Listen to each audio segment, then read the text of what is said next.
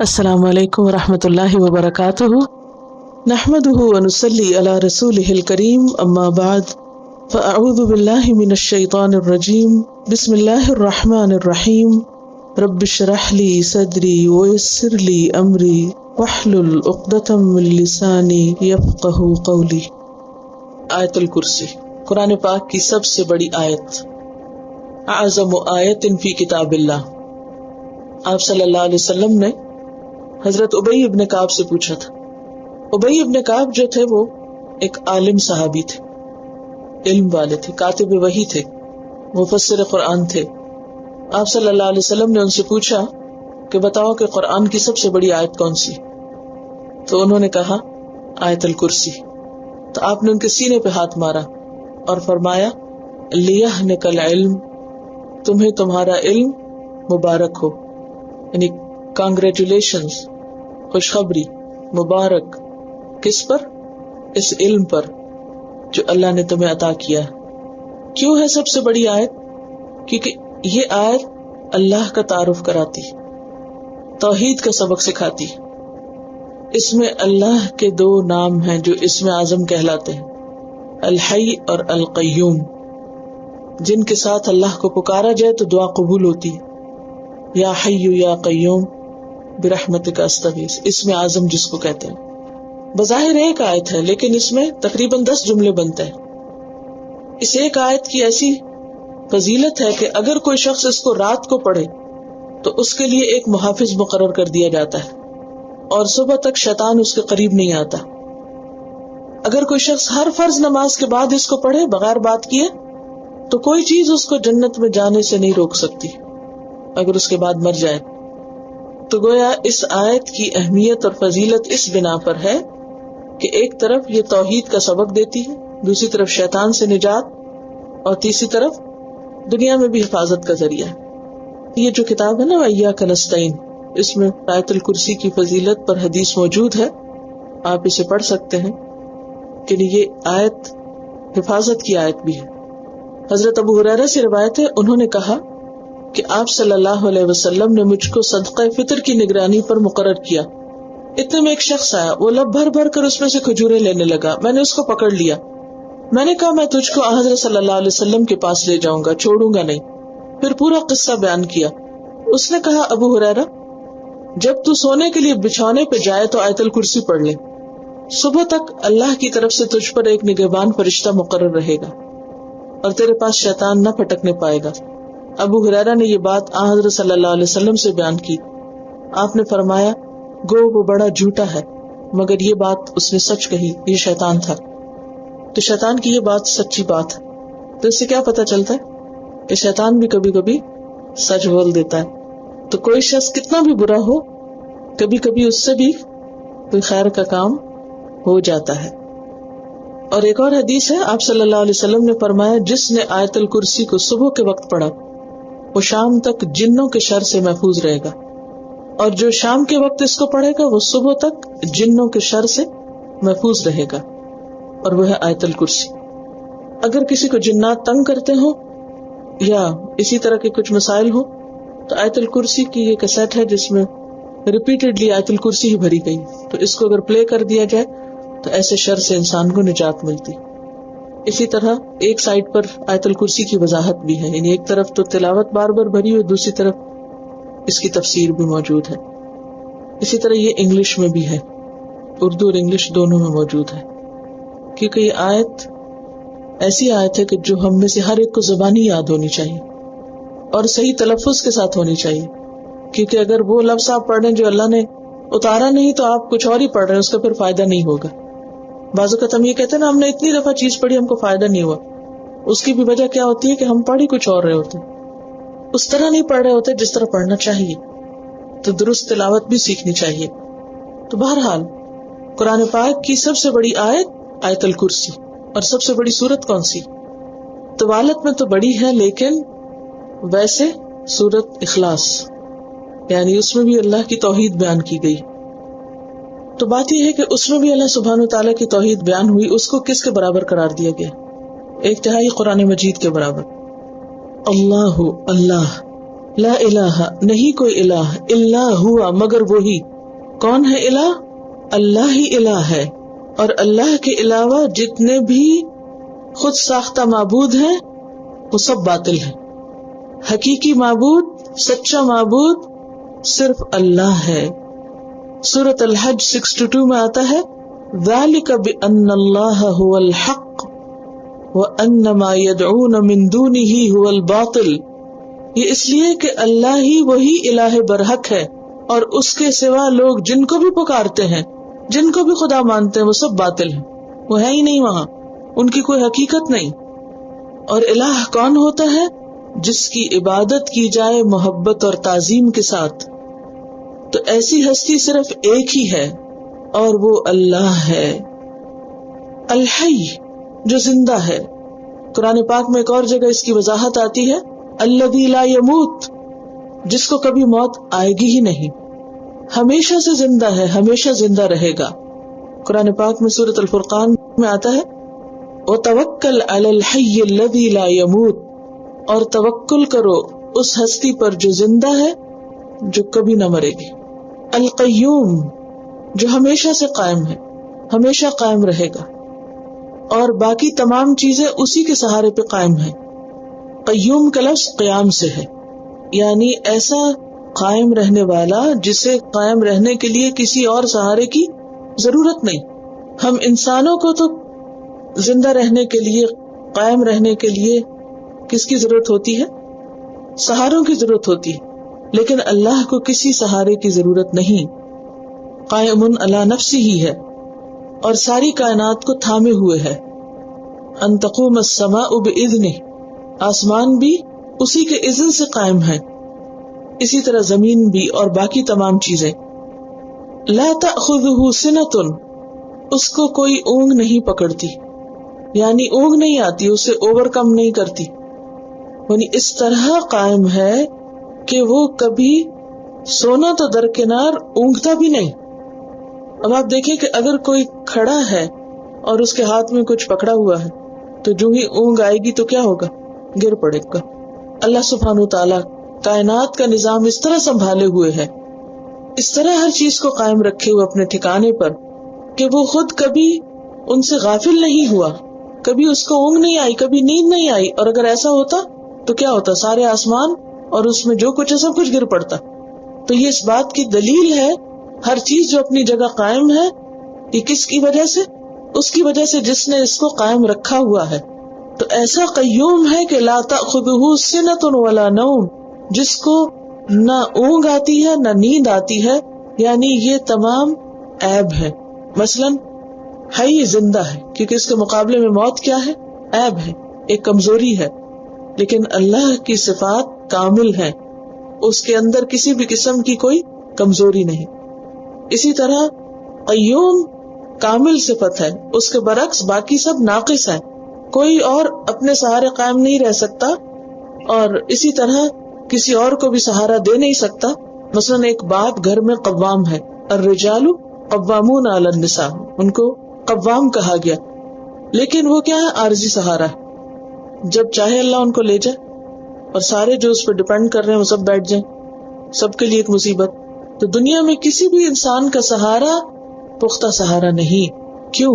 کیونکہ وہ سب عارضی سہارے ہیں. اصل سہارا اللہ کا سہارا ہے، اور وہ کبھی سوتا ہی نہیں، کبھی اس کو اونگ بھی نہیں آتی. اس کے برعکس انسانوں کا حال کیا؟ جتنا بھی کوئی صحت مند ہو، جتنا بھی کوئی الرٹ ہو، جتنا بھی کوئی طاقتور ہو، جتنا بھی کوئی زیادہ کام کر لے، بالآخر اس کو تھکاوٹ ہو جاتی، اسے سونے کی ضرورت پیش آ جاتی. اسلام میں معبود کا تصور کیا ہے کہ معبود صرف وہ ہو سکتا ہے جس کو نیند اور اونگ نہ آئے، جبکہ دیگر مذاہب میں ایسا نہیں ہے. اور مثلاً کرسچنز کے ہاں بھی کیا ہے؟ وہ کہتے ہیں کہ اللہ نے زمین و آسمان بنائے 6 دن میں اور 7ویں دن آرام کیا. اللہ تعالیٰ اس کی تردید کرتے ہیں کہ اللہ کو کسی آرام کی ضرورت نہیں. وما مسنا من لغوب، ہمیں کوئی تھکاوٹ لاحق ہی نہیں ہوئی، جب تھکا ہی نہیں تو پھر آرام کی ضرورت بھی نہیں. صحیح مسلم کی حدیث میں آتا ہے ان اللہ لا ینام، بے شک اللہ نہیں سوتا، ولا ينبغي له ان ينام، اور اس کو زیب بھی نہیں دیتا کہ وہ سوئے. یعنی یہ اللہ کی شان کے خلاف ہے کہ اس کو نیند آئے. کیونکہ اگر اس کو نیند آ گئی، سنبھالنے والے کو، محافظ کو، تو پھر کیا ہوگا؟ ہر چیز کا نظام الٹ جائے گا. اور اللہ تعالیٰ کی یہ صفت ایسی ہے کہ جس میں کوئی اور اس کا شریک ہے ہی نہیں. جانور بھی سوتے ہیں، جو پودے وغیرہ ہیں، ایک طرح سے سو جاتے ہیں، مرجھا جاتے ہیں، ختم ہو جاتے ہیں. اور نیند جو ہے وہ موت کی بہن بھی ہے. تو اسی لیے یہاں الحی القیوم کے بعد سنتن اور نوم کی بات آئی. نیند چھوٹی موت ہوتی ہے اور موت اصل موت ہوتی. تو اللہ تعالیٰ کے لیے موت ہے ہی نہیں، انتہا ہے ہی نہیں. وہ لازوال ہے، کوئی تھکاوٹ نہیں، کوئی اونگ نہیں، کوئی نیند نہیں. جو چھوٹی موت ہے وہ بھی نہیں، اور جو اس سے چھوٹی چیز ہے گرانی وہ بھی نہیں. وہ لمحے بھر کے لیے بھی غافل نہیں ہوتا اپنی مخلوق سے اور نہ ان کے انتظام سے، بلکہ اس کے برعکس وہ ہر ایک کو دیکھ رہا ہے. افمن هو قائم على كل نفس بما كسبت، کیا بھلا وہ جو ہر نفس نے جو کام کیا اس کی نگہبانی کرنے والا ہے، وہ کیسے غافل ہو سکتے؟ سورۃ الرعد کی 33 آیت ہے. لہو ما فی السماوات وما فی الارض، اللہ ہی معبود کیوں ہے؟ کیونکہ آسمان اور زمین کی ہر چیز اسی کی ہے، وہی مالک ہے. تو جو مالک ہے وہی معبود ہو سکتا ہے. کیا کچھ ہے آسمانوں میں بتائیے؟ سورج، چاند، ستارے جو ہم کو اس پار دکھائی دیتے ہیں، اور اس کے دوسرے پار کیا ہے؟ بہت سی اننون چیزیں ہیں، اور اس میں خاص طور پہ فرشتے. حدیث میں آتا ہے کہ آسمان پر 4 انگلی جگہ بھی نہیں کہ جس میں کوئی نہ کوئی فرشتہ سجدے میں عبادت نہ کر رہا ہو. اتنی جگہ بھی نہیں، 4 انگلی کی جگہ بھی نہیں کہ جہاں کوئی نہ کوئی فرشتہ نہ کھڑا ہو اور وہ عبادت نہ کر رہا ہو. وہ سارے فرشتے اسی کے ہیں، ان گنت ستارے سیارے اسی کے ہیں. اور اس کے علاوہ بھی اللہ کی ایسی مخلوق ہے کہ جس کو ہم نہیں جانتے. قرآن پاک میں ہے وَمَا يَعْلَمُ جُنُودَ رَبِّكَ إِلَّا هُ، اور تیرے رب کے لشکروں کو بس صرف وہ خود ہی جانتا ہے. لیکن وہ جتنے بھی ہیں وہ لشکر، وہ سارے کے سارے اسی کے ہیں، کسی اور کا ان میں کوئی حق اور کوئی سے نہیں. تو معبود بھی وہی ہے. دیکھیے، پہلے میں نے عرض کیا تھا کہ آیت الکرسی دراصل اللہ سبحانہ و تعالیٰ کا تعارف ہے کہ کون ہے اللہ، کون ہے خالق، کون ہے رب، کون ہے مالک، کون ہے عبادت کے لائق. اور وہ ایک ہے، اکیلا، اللہ لا الہ الا ہو. کیوں؟ اس لیے کہ الحی اور القیوم ہے، اس لیے کہ لا تأخذہ سنۃ ولا نوم ہے، اس لیے کہ لہو ما فی السماوات وما فی الارض ہے. چلے آسمان تو ہماری پہنچ سے باہر ہے، لیکن زمین کا حال کیا ہے؟ زمین تو ہمارے پاؤں کے نیچے ہے. اور عمریں گزر گئی لوگوں کو زمین پہ چلتے، سوتے، کھاتے، پیتے، بیٹھتے، اس کو ایکسپلور کرتے، لیکن ابھی بھی زمین کے اندر جو کچھ ہے وہ سارے کا سارا انسانوں نے نہیں جانا. صرف اس پہ چلنے والے جانوروں کی قسمیں بھی ساری نہیں دیکھی انسانوں نے، اور وہ سمندروں کے اندر جو کچھ ہے وہ تو ابھی بہت ہی دور کی بات ہے. ہر کچھ دن کے بعد ایک نیا کلپ آ جاتا ہے کہ یہ نئی ڈسکوری ہوئی ہے اور یہ نئی مخلوق ہے، یہ فلاں جگہ پر سمندر میں یہ جانور پائے جاتے ہیں. ہم نہیں جانتے کہ کیا کچھ ہے، لیکن یہ سب اسی کی ملکیت ہے. کسی خاص ٹیریٹری میں کسی خاص حکومت کے تحت اس کا انتظام نہیں آتا، وہ نہیں ان کو کھلاتے، وہ ان کا بندوبست نہیں کرتے. ان سب کو پیدا کرنے والا، ان کو پالنے والا، ان کو کھلانے والا، ان کا نظام سنبھالنے والا وہ وہی ہے، اور اسی کی ہم سب عبادت کرتے ہیں، اور سب کو اسی کی عبادت کرنی چاہیے. اور اس کی عبادت میں کوئی اور شریک نہیں ہو سکتا، کیونکہ کوئی اور ایسی صفات رکھتا ہی نہیں. من ذا الذی یشفع عندہ الا باذنہ، کون ہے پھر جو سفارش کرے اس کے پاس مگر اسی کے اذن کے ساتھ، اسی کی اجازت سے. یعنی وہ رب ایسا ہے کہ جو صرف اس دنیا کا نہیں آخرت کا بھی مالک ہے. لہذا آخرت میں جب انسانوں کا انجام سامنے آئے گا، ان کے درمیان فیصلہ کرے گا مالک یوم الدین، تو اس وقت کوئی آگے بڑھ کر اللہ کے فیصلے کو بدل نہ سکے گا، کوئی سفارش نہ کر سکے گا مگر وہی جس کو اللہ اجازت دے. تو سفارش ہے تو صحیح، شفاعت برحق ہے، لیکن کافر کے حق میں شفاعت نہ ہوگی. مومن کے حق میں شفاعت ہو سکتی ہے، کبیرہ گناہ ہے اور غلط کام کیے ہیں، ان کے لیے شفاعت ہوگی، لیکن کس کے بعد ہوگی؟ اللہ کے اذن کے بعد.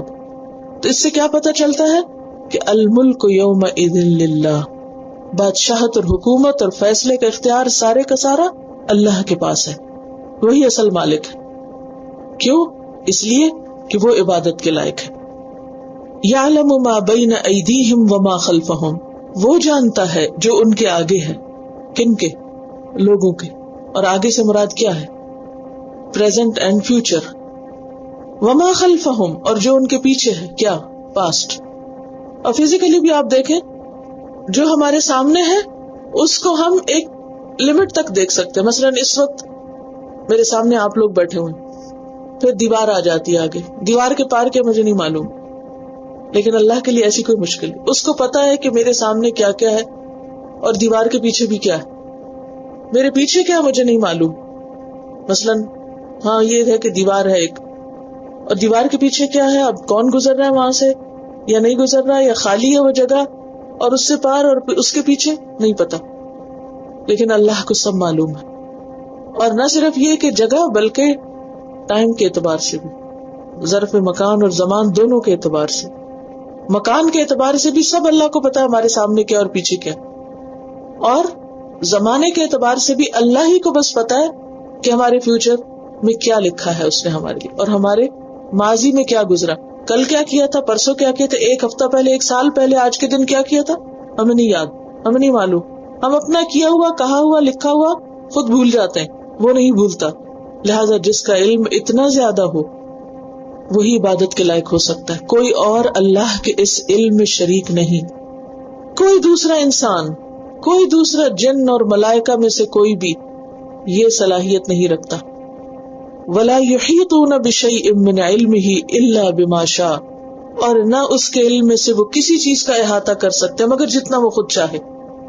یعنی اس کا علم ہر چیز پر چھایا ہوا ہے، ہر چیز جانتا ہے وہ، اور کوئی اور اس کے علم کو نہیں جانتا. کوئی اور اس کے علم میں سے کچھ نہیں لے سکتا مگر جتنا اللہ خود دینا چاہے. حضرت موسیٰ علیہ السلام اگرچہ اللہ کے نبی تھے لیکن سیکھنے کا بہت شوق رکھتے تھے. اللہ تعالیٰ نے ان کو خضر علیہ السلام کے پاس بھیجا اور کہنے لگے کہ میں مدتوں چلتا رہوں گا جب تک کہ میں ان کو پا نہ لوں. اور پھر وہ بہرحال ان کو پا لیے. جب ان سے ملاقات ہوئی تو انہوں نے کہا چلو کشتی پہ سوار ہو کے چلتے ہیں کہیں اور سیکھنے کے لیے. تو ان کے ساتھ وہ ٹریول کرتے ہیں. جو وہ کشتی پہ بیٹھتے ہیں تو ایک چڑیا آتی ہے جو سمندر میں سے ایک قطرہ پانی لیتی. تو خضر علیہ السلام کہتے کہ دیکھو میرا اور تمہارا علم اللہ کے علم کے مقابلے میں اتنا بھی نہیں جتنا سمندر کے مقابلے میں اس چڑیا کی چونچ میں قطرہ ہے. تو بات یہ کہ اللہ کے علم کا تو کوئی احاطہ کر ہی نہیں سکتا. علم ایک قوت ہوتی اور اللہ کا علم ہر چیز سے زیادہ ہے، اور کوئی اور اس کے علم میں حصہ لے نہیں سکتا مگر جتنا وہ چاہے. اور ساری مخلوق جو ہے اس کا علم کتنا ہے، جیسے قطرہ پانی، تو اس کا مقابلہ کون کر سکتا ہے؟ کوئی بھی نہیں. پھر کوئی اور الہ کیسے ہو سکتا ہے؟ کوئی بھی نہیں. نہیں اگر انسان صرف اپنی عقل سے ہی کام لے، صرف تھوڑا سا بھی غور کرے تو توحید سمجھ آ سکتی، اللہ کی پہچان ہو سکتی، اور پھر وہ اسی کے آگے سجدے میں گر جائے اور صرف اسی کی عبادت کرے اور اسی کو اپنا سہارا بنائے اور اسی سے دعائیں کرے اور اسی کی طرف رجوع کرے. وسع کرسیہ السماوات والارض، اور اس کی کرسی آسمان و زمین پہ چھائی ہوئی ہے. یہ کرسی کیا ہے؟ اس کے بارے میں ایک حدیث میں آتا ہے، طبرانی کی روایت ہے کہ کرسی موضع قدمین اللہ بین یدی العرش کالمقدمۃ لہ، اللہ کے عرش کے سامنے اس کے قدموں کی جگہ ہے، یعنی فٹ سٹول ہے. عرش نہیں ہے، یعنی اس کا تھرون نہیں ہے یہ، بلکہ تھرون کے مقابلے میں کرسی کیسی ہے، کتنی ہے؟ حدیث میں آتا ہے، ابن حبان کی حدیث ہے، مس السماوات السبع والارضون، 7 آسمان اور زمینیں، بالنسبت للکرسی، کرسی کے مقابلے میں، الا کحلقۃ، ایک مندری کی طرح ہے، یعنی ایک رنگ کی طرح.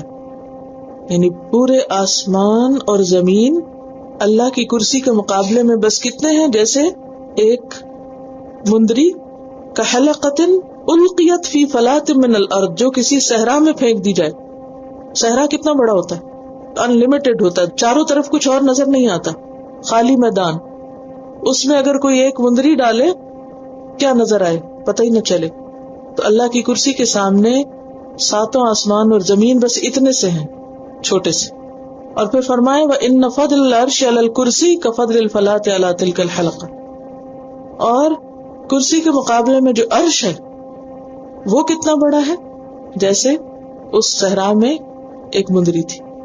یعنی اب آپ اس نسبت کو یوں قائم کر سکتے ہیں کہ ساتوں آسمان اور زمین کرسی کے مقابلے میں کتنے، جیسے صحرا میں پڑی ہوئی ایک رنگ، اور کرسی عرش کے مقابلے میں کتنی ہے، جیسے صحرا میں پڑی ہوئی رنگ. تو پھر آپ سوچ سکتے ہیں کہ اللہ کا عرش کتنا بڑا ہے. ہمیں اس کی کیفیت نہیں معلوم، لیکن یہ صرف ایک مثال سے سمجھائی گئی بات کہ اس کی عظمت اور اس کی وسعت کا تم اندازہ کر ہی نہیں سکتے کہ وہ کتنا بڑا ہے. وَلَا يَئُودُهُ حِفْظُهُمَا، اور نہیں اس کو تھکاتی ان دونوں کی حفاظت. کس کی؟ آسمان و زمین کی.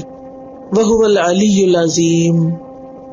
بس اس کو پہچاننے کے لیے دو لفظ یاد رکھو کہ وہ کیا ہے. العلی العظیم، بہت بلند، بہت ہی عظمت والا ہے. بس اس کے لیے بڑائی ہی بڑائی ہے. اس کا تصور آتے ہوئے کیا ذہن میں آئے کہ وہ بہت ہی بڑا ہے، ہر چیز سے بڑا ہے. اور اسی کا اظہار ہم کرتے ہیں کب؟ ہر نماز کے اندر اٹھتے بیٹھتے اللہ اکبر اللہ اکبر اللہ اکبر. تو یہ ہے دراصل وہ بڑی آیت جو اللہ کا تعارف کراتی ہے اور اللہ کے ہی معبود ہونے پر دلائل دیتی ہے. اس ایک آیت کے اندر بہت ساری چیزیں بیان ہوئی، اور سب سے بڑی چیز کیا؟ کہ اللہ بہت بڑا ہے، اسے بڑا سمجھو اور وہی عبادت کے لائق ہے. کسی اور کو اس کے ساتھ شریک مت ٹھہراؤ. اب اگلی جو آیات ہیں یہ آیت الکرسی ہی کی مزید وضاحت ہے. لا اکراہ فی الدین، دین میں کوئی جبر نہیں، یعنی دین میں لوگوں کو سوچ سمجھ کے آنا ہوگا، خود اپنی عقل استعمال کر کے. اب آیت الکرسی کے بعد یہ بات کیوں فرمائی گئی کہ دین میں کوئی جبر نہیں؟ اللہ کی پہچان کرا دی گئی، سمجھا دیا گیا. اب کیا ہے؟ تمہارا امتحان ہے، خود عقل سے کام لو، خود سمجھو، اس کی عظمت کو پہچانو اور خود سرنڈر کرو، خود جھک جاؤ کہ اتنے بڑے رب کے ساتھ کوئی اور شریک نہیں ہو سکتا، کوئی اور عبادت کے لائق ہو ہی نہیں سکتا. جب تم یہ مان جاؤ تو پھر خود چلے آؤ. جیسے زمین و آسمان کو اللہ نے کہا تھا خوشی سے آتے ہو کہ ناخوشی سے، تو انہوں نے کہا تھا خوشی سے آتے ہیں. تو اسی طرح ہر انسان جو عقل اور سمجھ رکھتا ہے وہ اللہ کو پہچان کر کیا کرے؟ خوشی سے سر جھکا دے. اسلام کا یہ طریقہ نہیں کہ لوگوں کو زبردستی اور جبرن مسلمان بنایا جائے. لا اکراہ فی الدین، دین میں کوئی جبر نہیں. اس کا یہ مطلب نہیں کہ ایک دفعہ انسان مسلمان ہو جائے اور پھر کہے کہ اچھا میں چوری بھی کروں گا، شراب بھی پیوں گا اور سب غلط کام کروں گا کیونکہ دین میں جبر نہیں. یہ نہیں ہے اس کا معنی. دین کے اندر داخل ہونے میں جبر نہیں. ہاں ایک دفعہ اگر آپ اس کے اندر آ گئے تو پھر تو آپ کو قوانین کی پابندی کرنی ہوگی. اب مثلاً کوئی آپ پہ جبر نہیں کر سکتا کہ آپ گاڑی ضرور چلائیں، لیکن اگر آپ لائسنس لے لیتے ہیں اپنی مرضی سے تو پھر اب آپ کو کیا کرنا ہوگا؟ آپ کا کوئی جبر نہیں، میں جیسے چاہوں گاڑی چلاؤں، تو یہ نہیں ہو سکتا. جو عہد آپ نے کیا وہ لائسنس لیتے ہوئے کہ میں ان قوانین کی پابندی کروں گا، اسی طرح دین کے اندر جب آپ لا الہ الا اللہ کہہ کے داخل ہو جاتے تو پھر آپ کو ساری باتیں ماننی ہوگی. پھر آپ یہ عذر نہیں کر سکتے کہ کوئی زبردستی نہیں، فری چوائس ہے. نہیں، اب فری چوائس نہیں ہے.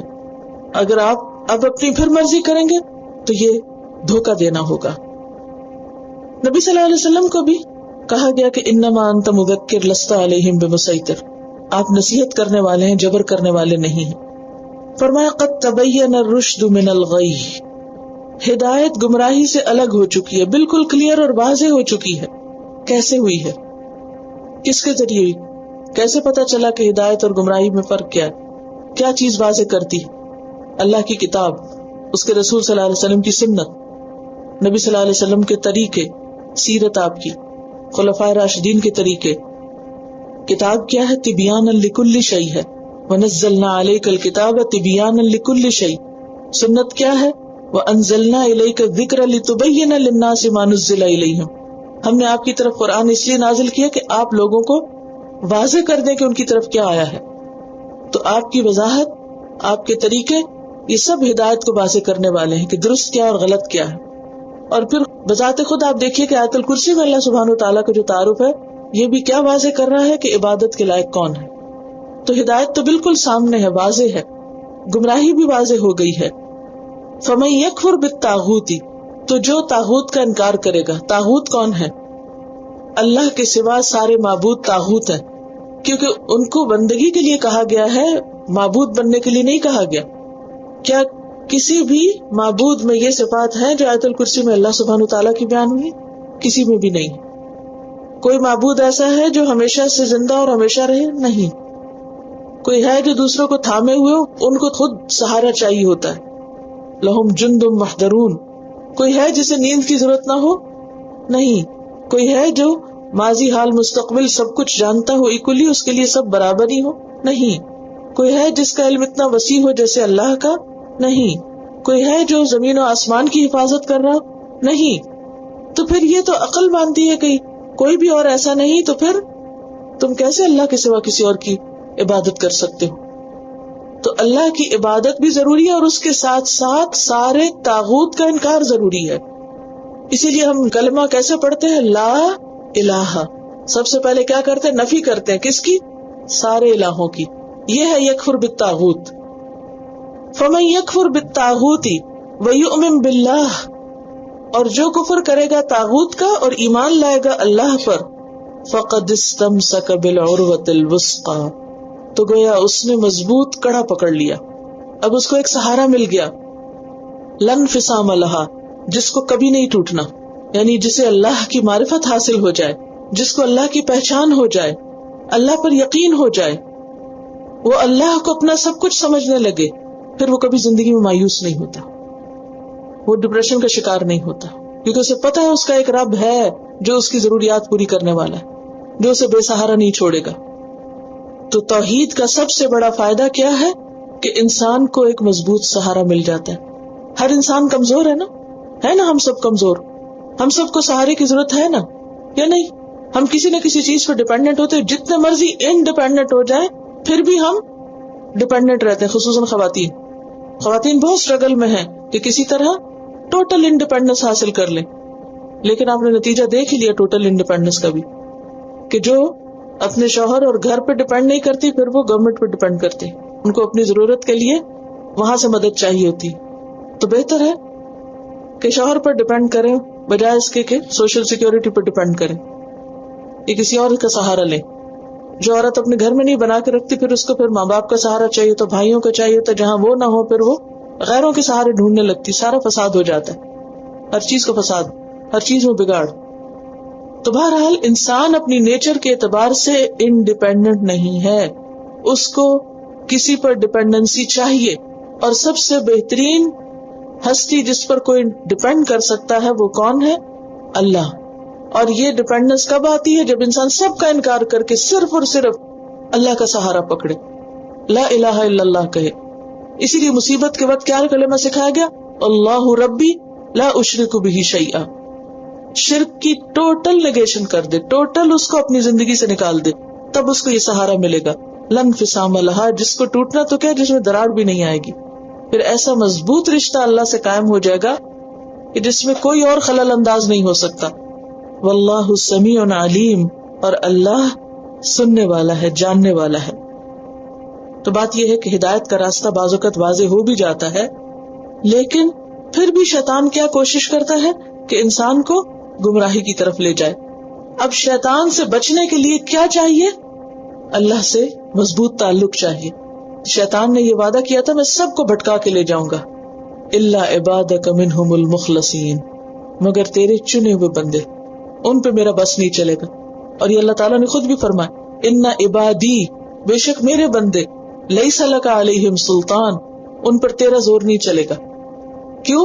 اس لیے کہ انہوں نے ایسا مضبوط سہارا پکڑا ہوا ہے کہ جس کو کبھی نہیں ٹوٹنا، جس کو خلل نہیں آ سکتا. پھر شیطان کیا کرے گا وہاں؟ اور اسی کانسیپٹ کو اگلی آیت میں واضح کیا گیا، اللہ ولی الذین آمنوا، اللہ دوست ہے، سہارا ہے، مددگار ہے، سپورٹر ہے، ساتھی ہے، حمایتی ہے. کس کا؟ الذین آمنوا، ان لوگوں کا جو ایمان لے آئے. یخرجہم من الظلمات الی النور، وہ ان کو نکالتا ہے اندھیروں سے، گمراہی کے، کفر کے، شرک کے، گناہوں کے. کس کی طرف؟ الی النور، روشنی کی طرف، توحید کی طرف، علم کی طرف، ہدایت کی طرف. جو اللہ کا سہارا پکڑتا اللہ اس کو کہیں نہیں بھٹکنے دیتا. پھر اسی لیے اسی سے کہتے ہیں نا، ایاک نعبد و ایاک نستعین، اہدنا الصراط المستقیم. پھر وہ ہر مشکل میں راستہ دکھا دیتا ہے، ہر تکلیف میں وہ ایک ہوپ دلا دیتا ہے، ہر بھٹکنے میں وہ وے آؤٹ مل جاتا ہے انسان کو. وَمَن يَتَّقِ اللَّهَ يَجْعَل لَّهُ مَخْرَجًا، ہر مشکل سے نکلنے کا راستہ انسان کو مل جاتا ہے. وہ ایک سجدہ جس کو تو گناہ سمجھتا ہے 1000 سجدوں سے دیتا ہے آدمی کو نجات. تو انسان سب مشکلوں سے نکل کر پھر ایک اللہ کا بن جاتا ہے. والذین کفروا، اور وہ لوگ جنہوں نے کفر کیا، اولیاءہم الطاغوت، ان کے دیکھنے میں تو بڑے سہارے ہیں لیکن وہ سارے کے سارے کون ہیں؟ طاغوت، سرکش شیاطین انس و جن جو اللہ کی بندگی سے نکلے ہوئے ہیں اور اپنی بندگی پر لوگوں کو قائل کرتے ہیں. ایسے لیڈرز اور ایسے لوگ جو لوگوں کو اپنا بندہ بنا کے رکھے، اپنی غلامی میں لے آئیں. وہ کیا کرتے ہیں؟ یخرجونہم من النور الی الظلمات، وہ ان کو روشنی سے نکال کے اندھیروں کی طرف لے جاتے، ہدایت سے نکال کے گمراہی کی طرف لے جاتے.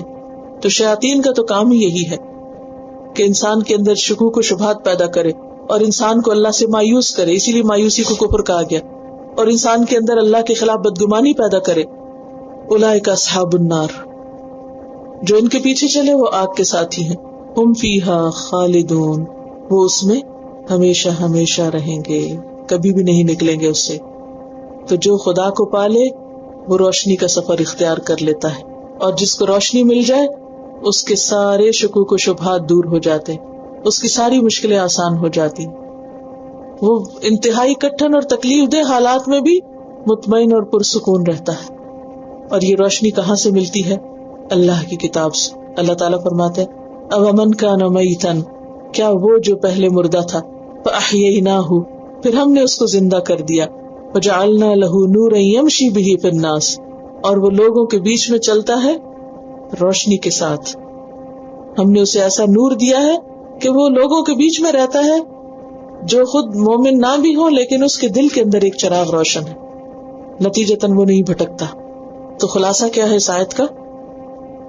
کہ اگر انسان ایمان لے آئے، اللہ کو مضبوط تھام لے، تو پھر انسان کو اللہ کا سہارا مل جاتا ہے، اللہ کی ولایت نصیب ہو جاتی، اللہ کی دوستی نصیب ہو جاتی، اللہ کا ساتھ نصیب ہوتا ہے، اللہ کی مدد آتی ہے.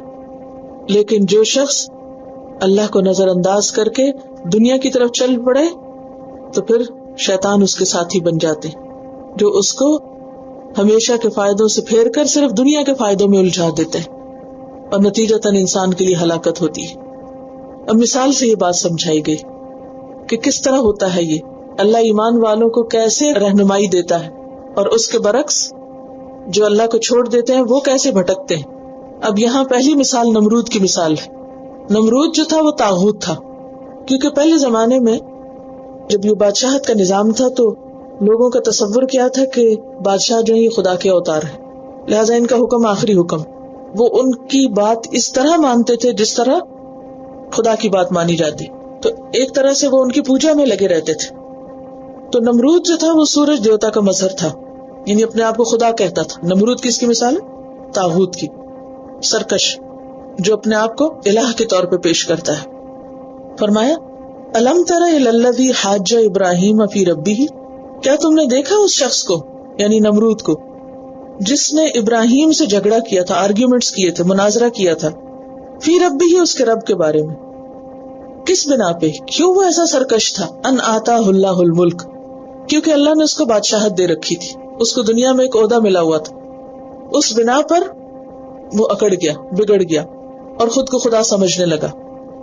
جھگڑا کیا تھا؟ اس قال ابراہیم، جب ابراہیم علیہ السلام نے کہا ربی الذی یحیی و یمیت، کہ میں تو ایک الہ کو مانتا ہوں اور میرا الہ کون ہے؟ میرا رب وہ ہے جو زندہ کرتا اور موت دیتا ہے. الحی القیوم ہے نا، اس میں یہی بات آتی ہے کہ وہ زندہ ہے، زندگی دیتا ہے، قائم رکھتا ہے. قال انا احیی و امیت، کہنے لگا میں زندہ کرتا ہوں، میں موت دیتا ہوں. یہ طاغوت تھا نا، جو اللہ کی صفات کو ماننے کے بجائے کیا کہتا تھا؟ یہ صفات تو مجھ میں ہے، میں ہر چیز کا مالک ہوں. قال ابراہیم، ابراہیم بولے فإن اللہ یأتی بالشمس من المشرق، کہ اللہ سورج کو مشرق کی طرف سے لاتا، فأتی بہا من المغرب، اگر تم الہ ہو، تمہارا بھی کوئی اختیار ہے تو تم مغرب کی طرف سے لے آؤ، ویسٹ سے نکالو سورج کو. فبہت الذی کفر، تو اس مثال پہ وہ شخص جس نے کفر کیا حیران رہ گیا، اس کے پاس کوئی جواب نہیں تھا، لا جواب ہو گیا. لیکن پھر بھی وہ ابراہیم کی بات نہیں مانا علیہ السلام. واللہ لا یہدی القوم الظالمین، اور اللہ ظالم لوگوں کو ہدایت نہیں دیتا۔ جب آپ دین کا پیغام دیتے ہیں، دعویٰ کرتے ہیں، لوگوں کو اسلام کی طرف بلاتے ہیں، اللہ کا تعارف کراتے ہیں، بہترین چیز آیت الکرسی کسی کو اللہ کی پہچان کرانے کے لیے، اس کے باوجود کچھ لوگ سرکش ہوتے ہیں، نہیں مانتے، وہ سمجھتے ہیں کہ نہیں، اللہ کی پاورز کے مقابلے میں اوروں کی پاورز بھی بہت ہیں اور ان کے پاس بھی بہت کچھ ہے، آپ ان کو جتنے بھی دلائل دے دیں، لاجواب بھی ہو جائے تو بھی وہ مانتے نہیں۔ کیوں؟ کیونکہ ان کا نفس انہیں اندھیروں کی طرف لے جاتا ہے، ان کے اوپر خواہشات کا ایسا پردہ ہوتا ہے کہ وہ اندھیروں سے روشنی کی طرف نہیں آتے، پھر ان کو ہدایت نہیں ملتی۔ ہدایت کے لیے کیا ضروری ہے؟ طلب ضروری ہے، عاجزی ضروری ہے۔ یہاں پر یہی فلسفہ بیان کیا گیا۔ ایک اور چیز یہ ہے کہ ابراہیم علیہ السلام کا طریقہ مجادلہ یا محاجہ کا طریقہ یعنی آرگیومنٹ کا طریقہ، ابراہیم علیہ السلام نے بادشاہ وقت سے بات کی ہے۔ یہ نمرود اس قوم کا بادشاہ تھا جس سے ابراہیم علیہ السلام بات کر رہے ہیں، اور ایک طرح سے ان کو پیغام پہنچا رہے ہیں، جیسے موسیٰ علیہ السلام نے کس کو پیغام دیا تھا؟ فرعون کو، تو ابراہیم علیہ السلام نے اپنے وقت کے بادشاہ کو۔ اس سے پتہ چلتا ہے کہ انبیاء کس طرح خالص پیغام پہنچایا کرتے تھے۔ کل بھی بات ہوئی تھی نا کہ ضروری نہیں کہ جو شخص دینی رہنمائی کر رہا ہو وہ سیاست کے جھگڑوں میں ضرور الجھے اور اس میں الجھ کر ہی آپ کا دین مکمل ہوگا، ایسا نہیں ہے۔ ابراہیم علیہ السلام نے اس کے طرز حکومت پہ بات نہیں کی کہ تم ظالم ہو یا جابر ہو اور تمہارے نظام میں یہ خلل ہے۔ ابراہیم علیہ السلام نے روٹ کاز کو پکڑا اور کہا کہ تم توحید اختیار کرو۔ یہی پیغمبروں کا طریقہ ہوتا ہے۔ دنیا میں جتنے بھی پیغمبر آئے ہیں سب نے آ کر ایک ہی بات کی ہے، اور وہ کیا ہے؟ اللہ لا الہ الا ہو، اللہ لا الہ الا ہو۔ یہی پیغام ابراہیم علیہ السلام نے نمرود کو بھی دیا تھا۔ آج کے مسلمان دعویٰ کس طرح کرتے ہیں؟ ان کی پرائرٹیز کیا ہیں؟ ان کے مطالبے کیا ہیں؟ وقت کے نمرودوں سے کچھ اور ہیں۔ یہ پیغام بھول گئے ہیں کہ اللہ لا الہ الا ہو۔ اس لیسن کے شروع میں اختلافات کی بات ہوئی، یعنی سارے پیغمبر آئے، انہوں نے ایک ہی پیغام دیا تھا، لیکن لوگوں نے پھر جھگڑے کیے۔ جھگڑوں کی انتہا کہاں ہو سکتی ہے؟ کہ ایک اللہ کو مانو، توحید، آیت الکرسی۔ اور اس کے بعد پھر مزید وضاحت کی جا رہی ہے کہ جھگڑے تو ہوں گے، ہوتے رہیں گے، لیکن ختم جب ہی ہو سکتے ہیں جب لوگ ایک اللہ کی توحید پر راضی ہو جائیں۔ اور ہم میں سے ہر مسلمان کا فرض بنتا ہے کہ وہ لوگوں کو اسلام کی طرف بلائے، لیکن بلاتے ہوئے ان کے قومی اور سیاسی جھگڑوں میں نہ پڑے کہ وہ کیا کر رہے ہیں، کس چیز پر فوکس ہو کہ لوگوں کو اللہ سے جوڑا جائے۔ اور جب اللہ سے جوڑ دیں گے آپ تو پھر وہ اللہ کی اطاعت اختیار کریں گے، سارے ظلم چھوڑ دیں گے۔ اور جب تک کوئی اللہ سے نہیں نہ ڈرتا وہ ظلم نہیں چھوڑ سکتا۔ آپ جتنے چاہے نعرے لگائیں، آپ جتنے چاہے احتجاج کریں، جتنی چاہے آپ اپیلیں کریں، کوئی ظلم نہیں ختم کرتا جب تک خدا سے نہ ڈرتا۔ تو اصل سرے کو پکڑنے کی ضرورت ہے کہ لوگوں کو خدا کا خوف دلایا جائے کہ اس اللہ سے ڈرو جس کے پاس واپس جانا ہے، جس کے پاس حاضر ہونا ہے۔ اگر کسی کا دل کھل گیا تو وہ ہدایت قبول کر لے گا، لیکن اگر دلائل سن کے بھی کوئی نہ مانے اور نمرود جیسا رویہ اختیار کرے تو بات یہ ہے کہ پھر اللہ ایسے لوگوں کو ہدایت نہیں دیتا۔ اب ایک اور مثال دی گئی، اور یہ دوسری مثال پہلی مثال سے مختلف ہے۔ پہلی مثال نمرود کی تھی، اب یہاں ایک مثال ایک پیغمبر کی ہے۔ او کالذی مر علی قریۃ، یا اس شخص کی طرح جو ایک بستی پر گزرا۔ کہا جاتا ہے کہ عزیر علیہ السلام تھے، پیغمبر تھے، وہ اپنے کسی سفر میں جا رہے تھے کہ راستے میں انہوں نے دیکھا کہ ایک بستی بالکل برباد پڑی، وہی خاویۃ علی عروشہا، وہ اپنی چھتوں پہ گری پڑی۔ دیکھ کے سوچنے لگے، قال انا یحیی ہذہ اللہ بعد موتہا، اللہ اس بستی کو دوبارہ کیسے زندہ کرے گا؟ اس میں جو مرے ہوئے لوگ ہیں، جو مویشی مال متاع، یہ سب دوبارہ کیسے اٹھیں گے؟ فاماتہ اللہ 100 عام، اللہ نے ان کو بھی 100 سال تک مار دیا۔ ثم بعثہ، پھر زندہ کیا۔ قال کم لبثت، پوچھا کتنا ٹھہرے ہو؟ قال لبثت یوما وبعد یوم، بولے ایک دن یا دن کا کچھ حصہ۔ اس سے کیا پتا چلتا ہے کہ مرنے کے بعد انسان ٹائم زون سے باہر آ جاتا ہے، انسان کو پتہ نہیں چلتا کہ کتنا وقت گزر گیا۔ بہت سے لوگ کہتے ہیں اچھا جو نوح علیہ السلام کے زمانے کے لوگ غرق ہوئے ان کو جو سزا مل رہی ہے ان کو تو بہت زیادہ مل گئی، اور اب جو مریں گے اور ان کی سزا تو یہ تو ناانصافی ہو گئی جو قیامت کے قریب مریں گے۔ تو بات یہ ہے کہ مرنے کے بعد انسان ٹائم سے باہر آ جاتا ہے۔ سو کے بھی آپ بعض اوقات اگر گھڑی نہ دیکھیں تو پتہ نہیں چلتا کہ کتنا سو چکے۔ تو وہاں بھی کہتے ہیں ایک دن یا دن کا کچھ حصہ، قیامت کے دن بھی لوگ ساری زندگی دنیا کی کیا کہیں گے کتنی ہے؟ لبثنا یوما او بعد یوم، ٹائم کا احساس ہے نا بس وہ یہ دنیا کے حد تک ہے. قال بل لبثت 100 عام، فرمایا بلکہ تو 100 سال یہاں رہا ہے اسی مری ہوئی بستی کے ساتھ. فانظر الی طعامک، لیکن دیکھو اپنے کھانے کو، وشرابک، اور اپنے پینے کو. لم یتسنہ، وہ سڑا بھی نہیں، اللہ نے اس کو ویسے کا تیسا رکھا، تر و تازہ. وانظر الی حمارک، کمپیریزن کے لیے دیکھو اپنے گدھے کو، وہ کیا ہے، مر کے اس کی ہڈیاں گل چکی. وَلِنَجْعَلَكَ آیَةً لِلنَّاسِ، اور 100 سال بعد تجھے اس لیے اٹھا رہے ہیں کہ تجھے لوگوں کے لیے نشانی بنا دے. وانظر الی العظام، اور دیکھو ہڈیوں کی طرف. کیف ننشزها، کیسے اب ہم اس کو جوڑتے ہیں، کیسے فٹ کرتے ہیں. ثم نکسوها لحما، پھر تمہارے سامنے ان کو گوشت کا لباس پہناتے ہیں. فلما تبین له، تو انہوں نے اپنے سامنے گدھے کو اٹھتے اور اس کے اوپر سارے گوشت اور سکن اور ہر چیز آتے دیکھا. قال اعلم ان اللہ علی کل شیء قدیر، کہا میں جان گیا کہ اللہ ہر چیز پہ قادر ہے. اب پہلا شخص جو نمرود تھا اس کے سامنے بھی حضرت ابراہیم نے دلیل دی، لیکن وہ اندھیروں میں چلا گیا، نہیں سمجھا. لیکن یہ چونکہ پیغمبر تھے، اور پیغمبروں کے ساتھ اللہ تعالیٰ خصوصی رعایت کا معاملہ بھی کرتا ہے. پیغمبر عام لوگوں کے لیے ہدایت کا سامان کرتے ہیں اور ان کو دکھاتے ہیں کہ کس طرح اللہ زندہ کرے گا، تو ان کے اپنے یقین اور ایمان کی کیفیت دوسروں کی نسبت زیادہ ہوتی ہے. اب آپ دیکھیں کہ موت کے بعد دوبارہ زندہ ہونے کے اس تجربے نے کیا کیا، اللہ کے ولی کو اللہ کے اوپر مزید ایمان اور یقین بخشا. اور وہ کیا تھا، ان اللہ علی کل شیء قدیر، اللہ ہر چیز پر پوری قدرت رکھتا ہے. اسی زمن میں ایک اور مثال ابراہیم علیہ السلام کی ہے، اور وہ کیا ہے، وَإِذْ قَالَ إِبْرَاهِيمُ رَبِّ أَرِنِي كَيْفَ تُحْيِي الْمَوْتَى، ابراہیم علیہ السلام نے کہا ہے میرے رب تو مجھے دکھا تو مردوں کو کیسے زندہ کرے گا. یہ وہی سوال ہے جو عزیر علیہ السلام نے کیا تھا کہ یا اللہ یہ ساری مری ہوئی بستی پھر کیسے زندہ ہوگی. تو ابراہیم علیہ السلام حالانکہ اللہ کے نبی ہیں، لیکن وہ اللہ تعالیٰ سے ایک سوال کرتے ہیں. قال اولم تؤمن، کہا ابراہیم تجھے ایمان نہیں، یقین نہیں. قال بلا، کہا کیوں نہیں ہے. ولکن لیطمئن قلبی، لیکن تاکہ میرے دل کو پورا اطمینان ہو جائے، دیکھنا چاہتا ہوں. حدیث میں آتا ہے لیس الخبر کالمعاینہ، شنیدہ نئے معنی بدیدہ کچھ ایسے آتا ہے فارسی میں، سنی ہوئی چیز دیکھی ہوئی کے برابر نہیں ہو سکتی. لیس الخبر، خبر ہے جو سنی ہوئی ہے، کالمعاینہ جو دیکھی ہوئی چیز، یعنی سینگ از بلیونگ. تو یہی وہ کہتے ہیں کہ دیکھنا چاہتا ہوں کہ ہوگا کیسے، پریکٹیکلی دیکھنا چاہتا ہوں تاکہ میں دوسروں کو اور زیادہ کنونس کر سکوں. اور اس سے یہ بھی پتہ چلتا ہے کہ جو استاد ہوتا ہے، جو معلم اور مربی ہوتا ہے، اس کا علم دوسروں سے زیادہ ہونا چاہیے اور یقینی علم ہونا چاہیے تاکہ وہ خود کنونس ہو تو دوسروں کو بھی کر سکے. قال، فرمایا، فخذ 4 من الطیر، کیا کرو اس کے لیے 4 پرندے لے لو، پرندوں میں سے 4 لے لو کوئی بھی پسند کے. فسرہن، پھر ان کو مائل کر لو، الیکا، اپنی طرف، مانوس کر لو اپنی طرف. صورت کا لفظ بھی اسی سے، صورت، تصویر بھی کیا کرتی ہے انسان کو، اٹریکٹ کرتی ہے نا. فسرہن الیکا، ان کو اپنی طرف مائل کر لو. کیسے، جیسے پرندوں کو کرتے ہیں، جیسے جانوروں کو بھی مائل کیسے کرتے ہیں، پالتے ہیں پیٹس کو، تو ان کو جب بلاتے ہیں تو وہ مالک کی آواز پہ بھاگے چلے آتے ہیں.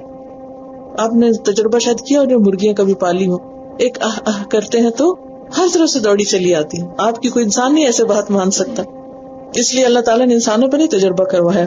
فخذ 4 من الطیر فسرہن الیک، 4 پرندے پکڑو اور ان کو اپنے سے مائل کر لو. ثم اجعل علی کل جبل منہن جزءا، پھر کیا کرو ان کو ذبح کرو. یہ بیچ میں ساری تفصیل نہیں بتائی گئی، لیکن تفاسیر سے یہ بات پتہ چلتی کہ پھر ان کو حکم دیا گیا کہ وہ ان پرندوں کو ذبح کریں، اور ذبح کر کے ان کے ٹکڑے مکس کر کے 4 ڈفرنٹ پہاڑوں پہ جا کے رکھ دیں. ثم ادعوہن، پھر ان کو بلاؤ. یاتینک سعیا، تیرے پاس دوڑتے ہوئے چلے آئیں گے، جیسے وہ زندہ تھے ویسے ہی زندہ ہو کے چلے آئیں گے.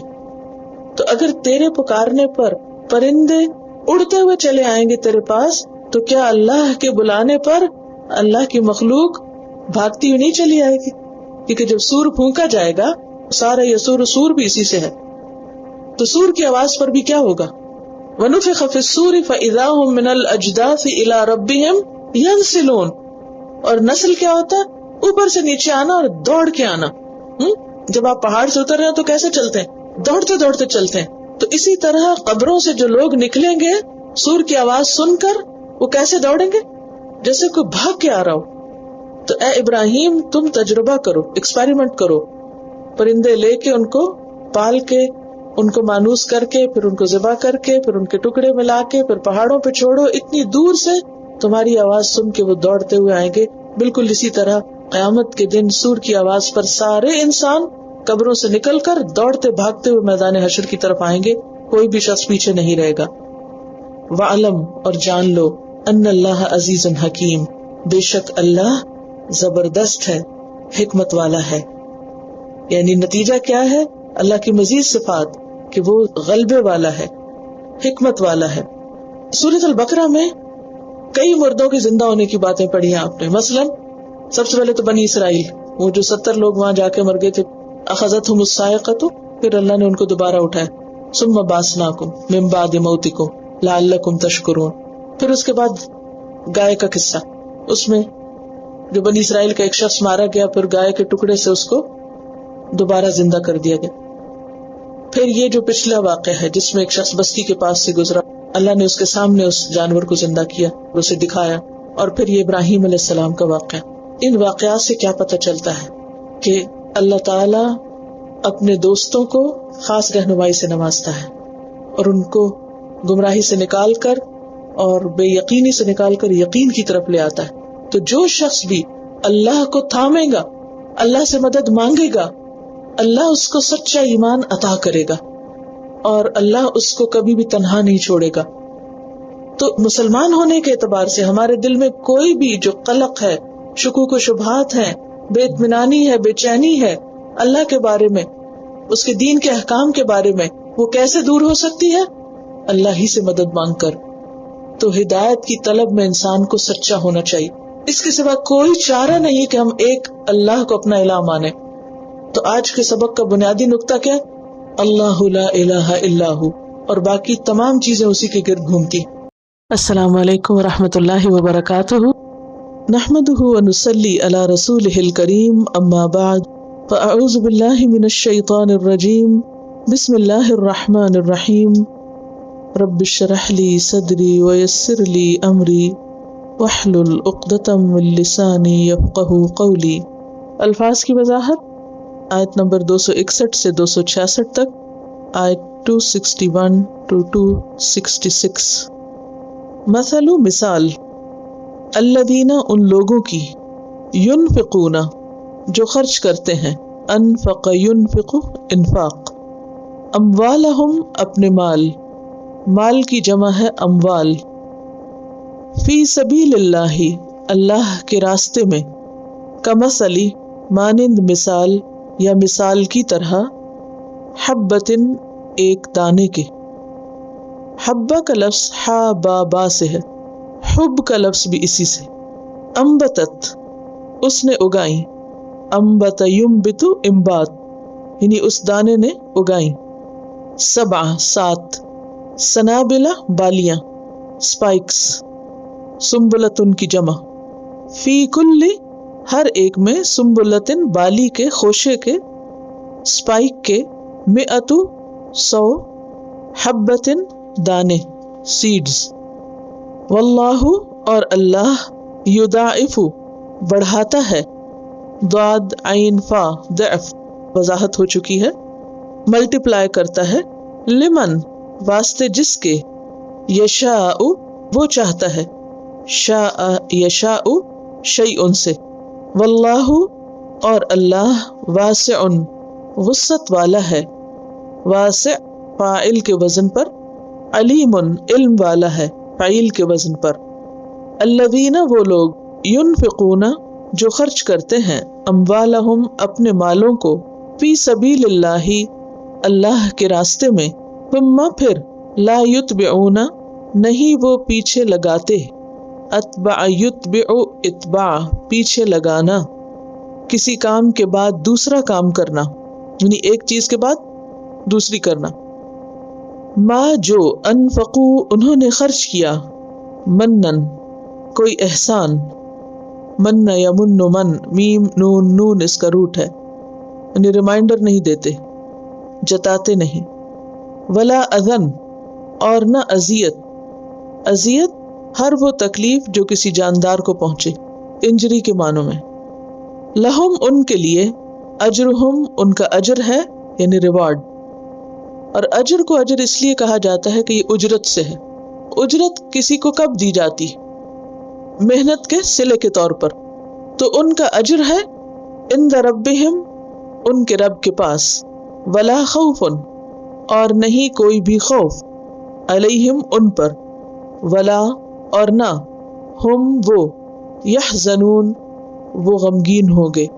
حزن سے ہا زائی نون. حزن و ملال اردو میں بھی استعمال ہوتا ہے. قول بات اسپیچ. معروف بھلی اچھی عمدہ کائن. ومغفرۃ اور بخشش forgiveness. خیر بہتر ہے من صدقۃ صدقے سے چیریٹی سے. یتبعھا فالو کرے اس کو. تبع یتبع پیچھے آئے اس کے یعنی اس چیریٹی کے. اذن کوئی تکلیف. واللہ اور اللہ غنی بے نیاز ہے. حلیم بردبار ہے. یا ایھا الذین آمنوا اے لوگو جو ایمان لائے ہو. لا تبطلوا نہ تم باطل کرو. ابطل یبطل ابطال باطل کرنا بے نتیجہ کرنا بے مقصد بنانا انویلیڈیٹ کرنا. صدقاتکم اپنے صدقات کو. صدقہ کی جمع ہے صدقات چیریٹیز. بالمن ساتھ احسان کے. والاذی اور اذیت کے تکلیف کے. کالذی اس شخص کی طرح ينفق جو خرچ کرتا ہے. یہ واحد ہے اور ينفقون جمع ہے. مالہ اپنا مال. رعاء دکھاوے کے لیے. راء یرائی مراعات اور رعا کیسے لکھیں گے آتا ہے لکھنا راء یرائی. اردو میں ہم اس کو یا کے ساتھ لکھتے ہیں نا ریاکاری. تو راء یرائی ریا دکھانا دکھاوا کرنا. الناس لوگوں کو. ولا یؤمن اور نہیں وہ ایمان رکھتا. باللہ اللہ پر. والیوم الآخر اور آخرت کے دن پر.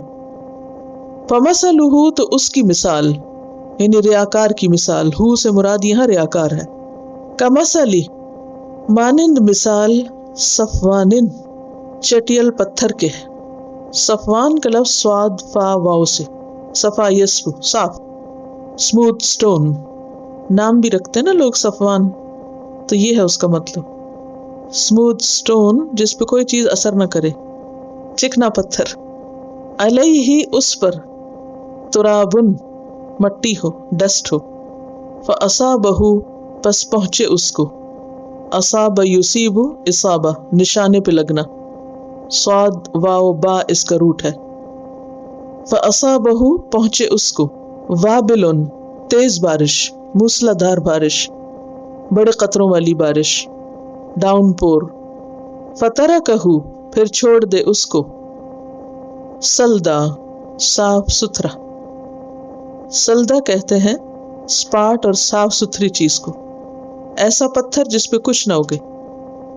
ٹھوس چیز جو صاف ستھری ہو پلین ہو چٹیل ہو. یعنی صفوان ہی کی تاکید کے لیے آیا. لا یقدرون نہیں وہ قدرت رکھتے. یقدرون یعنی انیبل ہیں. علی اوپر شیئن کسی چیز کے. مما اس میں سے. کسبو جو انہوں نے کمائی کی. کسب یکسب. واللہ اور اللہ لا یہدی نہیں ہدایت دیتا. القوم الکافرین کافر قوم کو. ومثل اور مثال الذین ان لوگوں کی. ينفقون جو خرچ کرتے ہیں. اموالہم اپنے مالوں کو. ابتغاء چاہنے کے لیے تلاش کرنے کے لیے. ابتغاء یبتغی ابتغاء افتعال کے وزن پر to seek. مرضات اللہ اللہ کی مرضی اللہ کی رضامندی. مرضات مصدر میمی ہے یعنی وہ مصدر جو میم سے شروع ہوتا ہے. پسندیدگی خوشنودی رضامندی اپروول. اللہ ہی اللہ کی. وہ تثبیتاً اور ثابت قدمی. ثبت یثبت تثبیت کسی چیز کو ثابت کرنا جمع دینا. من انفسہم ان کے نفسوں کی طرف سے. کمثلی مانند مثال، جنتن ایک باغ کے ہے. جنت اس باغ کو کہتے ہیں جس میں بہت سارے درختوں، گھنے درختوں والا باغ. بربوتن اونچی جگہ پر، ربوہ ربا یربو سے ہے. ربا یربو کا معنی ہوتا ہے بڑھنا، زیادہ ہونا، اور یہاں مراد ہے اونچی جگہ، جیسے کسی ٹیلے یا پہاڑی کے اوپر جو جگہ ہو، کیونکہ جو چیز بڑھتی ہے اور پھولتی ہے وہ اونچی ہو جاتی ہے خود بخود.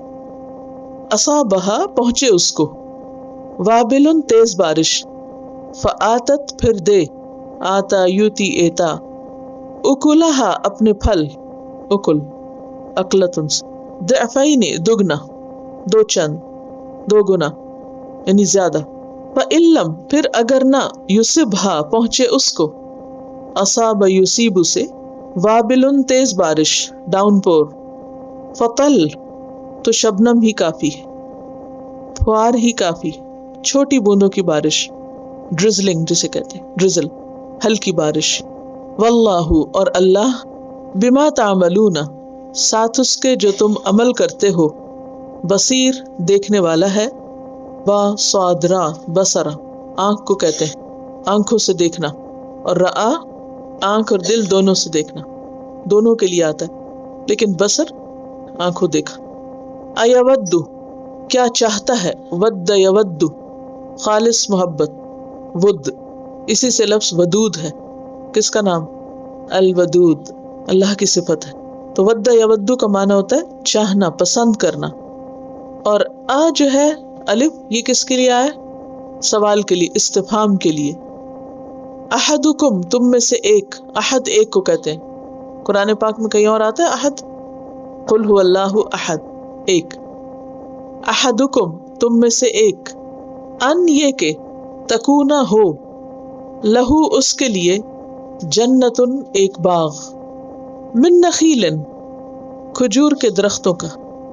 نخیل پام ٹریز، کھجور کے درخت. وَأَعْنَابٍ اور انگوروں کا، عنب کی جمع، گریپ وائنز. تجری بہتی ہیں، فلوز. من تحتہا اس کے نیچے، انڈرنیتھ، الانہار نہریں. لہو اس کے لیے، فیہا اس میں، کس میں؟ باغ میں. من کل الثمرات ہر قسم کے پھل ہیں. ثمرات ثمرتن سے پھل. وَأَصَابَهُ اور پہنچے اس کو، الکبر بڑھاپا، اولڈ ایج. وَلَهُ اور اس کے لیے، ذریتن اولاد ہو، آف سپرنگز ہو. ضعفاء کمزور، ویک ضعیف کی جمع. فَأَصَابَهَا پھر پہنچے اس کو، اصاب یصیب اصابہ پیچھے بھی آ چکا ہے. اعصار بگولا. بگولا کہتے ہیں تیز آندھی یا طوفانی ہوا جو زمین سے عمودی طور پر اوپر اٹھتی ہے، تیز چلتی ہے اور پھر چلتے چلتے وہ اوپر کو اٹھنے لگتی ہے، جیسے ورل ونڈ ہوتی. اس کو بگولا بھی کہتے ہیں. فیہ نار اس میں آگ ہو. آگ سے مراد کو شعلے نہیں، مراد سخت گرمی، شدت کی حرارت، شدید حرارت مراد ہے، کیونکہ ہوا میں تو آگ نہیں ہو سکتی نا، دونوں ایک دوسرے کی کیا ہے؟ اپوزٹ ہے. لیکن شدید حرارت کو، سخت گرمی کو آگ کیوں کہا گیا مجازی طور پر؟ اردو میں ایسے استعمال کرتے ہو، کیا کہتے ہیں؟ آج تو اتنی گرمی ہے گویا آگ برس رہی ہے. اگر کوئی اس کا عربی انگریزی میں لٹرل ٹرانسلیشن کرے تو آگ کو ڈکشنری میں دیکھ کے کیا ٹرانسلیٹ کرے گا؟ فائر. تو کہیں فائر تو نظر نہیں آتی، لیکن وہ گرمی اتنی شدید ہوتی ہے کہ جسٹ لائک فائر. آگ بگولا بھی کہتے ہیں. تو یہ بگولا جو ہے یہ شدید گرم ہوا کا جھونکا کہہ لیں یا طوفانی ہوا کہہ لیں کہ جو ہر چیز کو جلا دے. فاحترقت پس وہ جل جائے، برن. حرق حا را قاف سے ہے، حریق کہتے ہیں جلنے والا، عذاب الحریق. تو احترق یحترق احتراق جلنے کے معنوں میں آتا ہے. کذالک اسی طرح، یبین اللہ بیان کرتا ہے اللہ، لکم تمہارے لیے، الآیاتی آیات، لعلکم تاکہ تم، ततफक्करून, तुम गौर व फिक्र करो। फा काफ रा इसका रूट है, तफक्कर यतफक्करु, तफक्कुर से, यानी फिर गौर करके इबरत पकड़ो। तफसीर करेंगे इंशाअल्लाह। सूरत अल-बकरा की आयत नंबर 245 में हमने इन्फाक फी सबीलिल्लाह का हुक्म पढ़ा कि या अय्युहल्लज़ीना आमनू अनफिकू, ऐ लोगो जो ईमान लाए हो खर्च करो। यहाँ पर खर्च करने का फायदा बताया जा रहा है और ये भी कि कहाँ खर्च करो। मसलुल लज़ीना, मिसाल उन लोगों की, युनफिकूना जो खर्च करते हैं, अमवालहुम अपने माल, यानी वो लोग जो अपने माल खर्च करते हैं अल्लाह के हुक्म पर अमल करते हुए, अब अपना माल आगे देते हैं। और इन्फाक का लफ्ज़ी माना क्या बताया था मैंने? सुराख करना, यानी अपने माल में से निकालते हैं। और यहाँ खास तौर पर अमवालहुम का लफ्ज़ आया है। यहाँ पर आप देखिए कि लफ्ज़ अमवाल आया है और फिर हुम। अमवाल जो है ये माल की जमा है।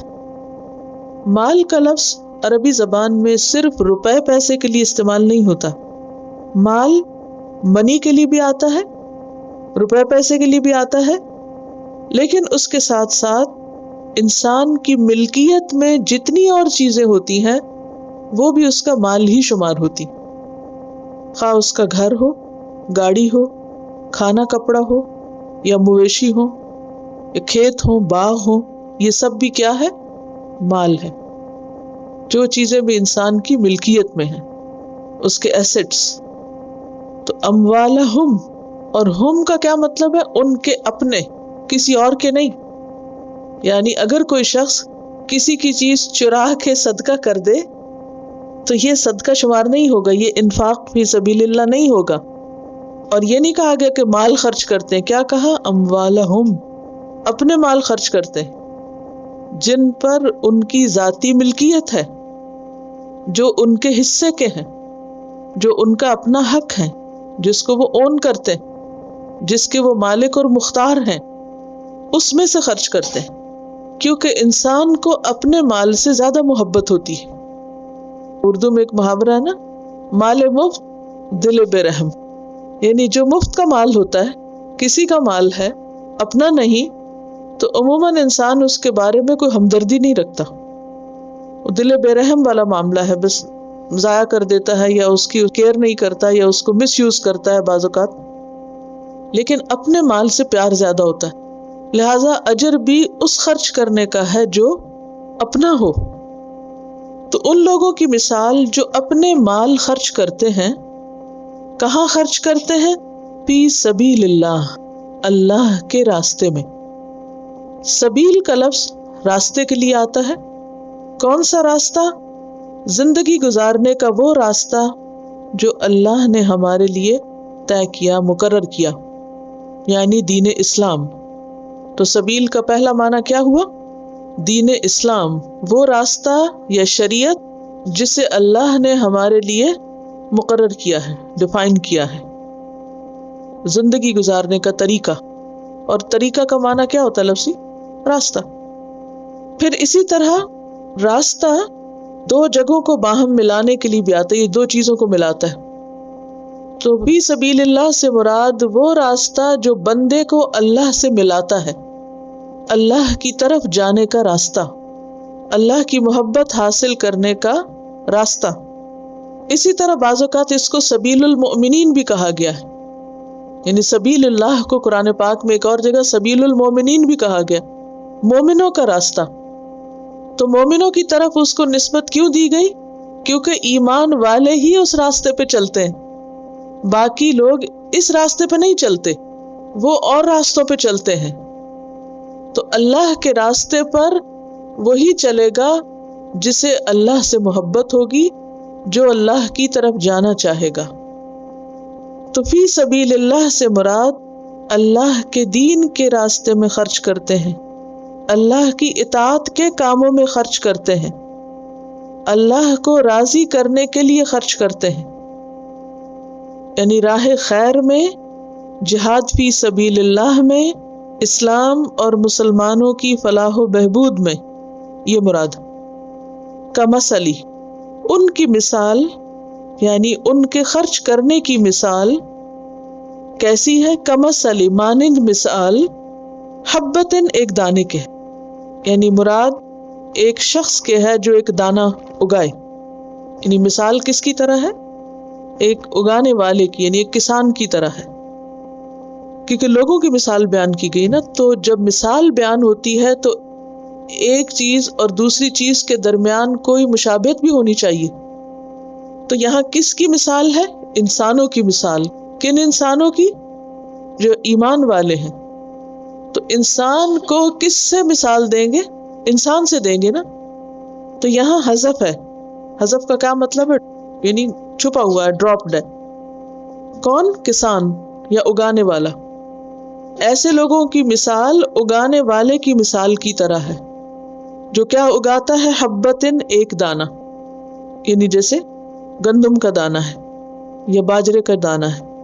انبتت، اس نے اگائی، یعنی اس دانے سے نکلی. کیا نکلی؟ 7 سنابلا، بالیاں. بالی کا لفظ جو نا بال سے ہے. بال کس کو کہتے ہیں؟ جیسے سر کا بال ہے تو یہ بھی کیا کرتا ہے؟ اگتا ہے نا. کبھی غور کیا آپ نے؟ یہ سر میں سے اگ رہا ہے. اور کیسے اگتا ہے؟ جیسے زمین میں سے بالی اگتی ہے. اس کو بالی کہتے ہیں، اس کو بال کہتے ہیں. تو دونوں میں ایک مماثلت ہے. یعنی ٹہنیاں سی جو اگتی ہیں نا، ایک دانے سے 7 ٹہنیاں نکلی تو اس کو ٹہنی نہیں کہتے، کیونکہ ٹہنی درخت کی ہوتی ہے. صرف سمجھانے کے لیے بتا رہی ہوں کہ کبھی آپ نے اگر گندم کا پودا دیکھا ہو تو گندم تنے پہ نہیں اگتی. تنا کیا ہوتا ہے؟ سٹیم. اس کا ایک سٹیم نہیں ہوتا، بلکہ ڈائریکٹ زمین کے اندر سے 7 یا 7 سے بھی بعض اوقات زیادہ ٹہنیاں کٹھی نکل آتی ہیں. ایک دانے کی 7 شاخیں، 7 ٹہنیاں، یعنی 7 بالیاں، خوشے بھی ان کو کہتے ہیں، جو اس میں سے پھوٹتے ہیں، اسپائکس. فی کل سنبلتن، ہر اسپائک میں، ہر بالی میں، ہر بال میں 100 حبہ، اوپر جا کے 100 دانے لگتے. کبھی آپ نے سٹا دیکھا ہوگا، سٹا معلوم ہے؟ تو وہ ایک سٹا ایسے ہوتا ہے جیسے یہ ایک ٹہنی ہے اور ٹہنی کے اوپر یہ 3 ٹہنیاں ہیں، اور 3 ٹہنیوں کے اوپر آپ دیکھ رہے ہیں کہ چھوٹے چھوٹے چھوٹے کئی ایک پھول ہیں. تو گندم کا سٹا کیا ہوتا ہے؟ زمین سے نکلی بالی، وہ بالی گئی سیدھی اوپر، اور اوپر جا کے اس کے پورا وہ ایریا بن جاتا ہے جس میں دانے لگے ہوئے ہوتے ہیں. اور ایک دانے کی 7 بالیاں اور ہر بالی کے اوپر 100 دانے. 1 ملٹیپلائی بائی 700 تو کیا بن گئے؟ 700. ایک دانہ کتنے دانے بن گئے؟ 700. اور صرف یہ 700 تک ہی نہیں جاتا، واللہ، اور اللہ، یضاعف، بڑھاتا ہے، زیادہ کرتا ہے، لمن یشاء، جس کے لیے وہ چاہتا ہے. یہ اللہ کی مشیت ہے، اللہ کی اپنی مرضی ہے کہ کس کو کتنا زیادہ دینا ہے. کوئی بندہ نہیں جانتا کہ اس کو خود کیا ملنے والا، یا کوئی کسی انسان کے حق میں فیصلہ نہیں کر سکتا کہ اس کو اتنا ملے گا. یہ دینے والے کو ہی پتا ہے کہ کس کو مجھے کتنا دینا ہے، اور اس کی یہ مشیت حکمت پر مبنی ہوتی ہے. لکھ لیجئے بات، اللہ کی مشیت کس پر مبنی ہے؟ حکمت. اچھا، ہماری مرضی کس پہ مبنی ہوتی ہے؟ جب ہم اپنی مرضی کرتے ہیں، اگر کوئی ہم سے کچھ مانگے تو بعض اوقات ہم کہتے ہیں ہم نہیں دے رہے. کوئی پوچھے کیوں تو ہم کہتے ہیں ہماری مرضی. اب یہ جو مرضی ہے ہماری، اس کے پیچھے کیا وزڈم ہے؟ بعض اوقات کوئی وزڈم نہیں ہوتی، ضد ہوتی ہے، انا ہوتی ہے، یا بس ایسے ہی موڈ. لیکن اللہ تعالی کی چاہت یا اللہ کی مشیت ایسے نہیں ہوتی کہ ہاں میری مرضی، اور اللہ تعالیٰ بغیر حکمت کے کوئی کام کرے. جیسے دنیا کے بادشاہ ہوتے ہیں، بے سوچے سمجھے کسی کو لاکھوں سے نواز دیا اور کسی ضرورت مند کو پھوٹی کوڑی بھی نہ دی. وہ ایسے نہیں کرتا. اللہ کے فیصلے، اللہ کی مشیت کا کیا معنی ہوتا ہے؟ اس کی چاہت کس پر مبنی ہے؟ حکمت پر. اس کے پیچھے بہت بڑی وزڈم ہوتی ہے، اور اس کی سمجھ ہوتی ہے کہ کون کتنے کے قابل ہے، کس کا کام کتنا ہے، اس کو کتنا ریوارڈ ملنا چاہیے. واللہ یضاعف لمن یشاء، اور اللہ زیادہ کرتا ہے جس کے لیے چاہتا ہے. کس سے زیادہ؟ 700 سے بھی زیادہ. بخاری کی حدیث میں آتا ہے ان اللہ یضاعفها الى 700 ضعف الى اضعاف کثیرۃ، بے شک اللہ اسے بڑھاتا ہے 700 گنا تک، 700 گنا سے لے کر کئی گنا زیادہ تک. اضعاف کثیرہ، بہت سارے، یعنی بہت کثرت کے ساتھ. اور یہ ڈپینڈ کرتا ہے کہ کس نے کتنے اخلاص کے ساتھ خرچ کیا، کہاں سے خرچ کیا، کس جگہ خرچ کیا. تو وہ سارے عمل کو دیکھ کر اس کے مطابق انسان کا ثواب ڈٹرمن کرتا ہے. واللہ، اور اللہ، واسع، وسعت والا ہے. وسعت والے سے مراد کیا ہے؟ یعنی اس کے ہر کام میں وسعت ہے، ہر صفت وسیع ہے.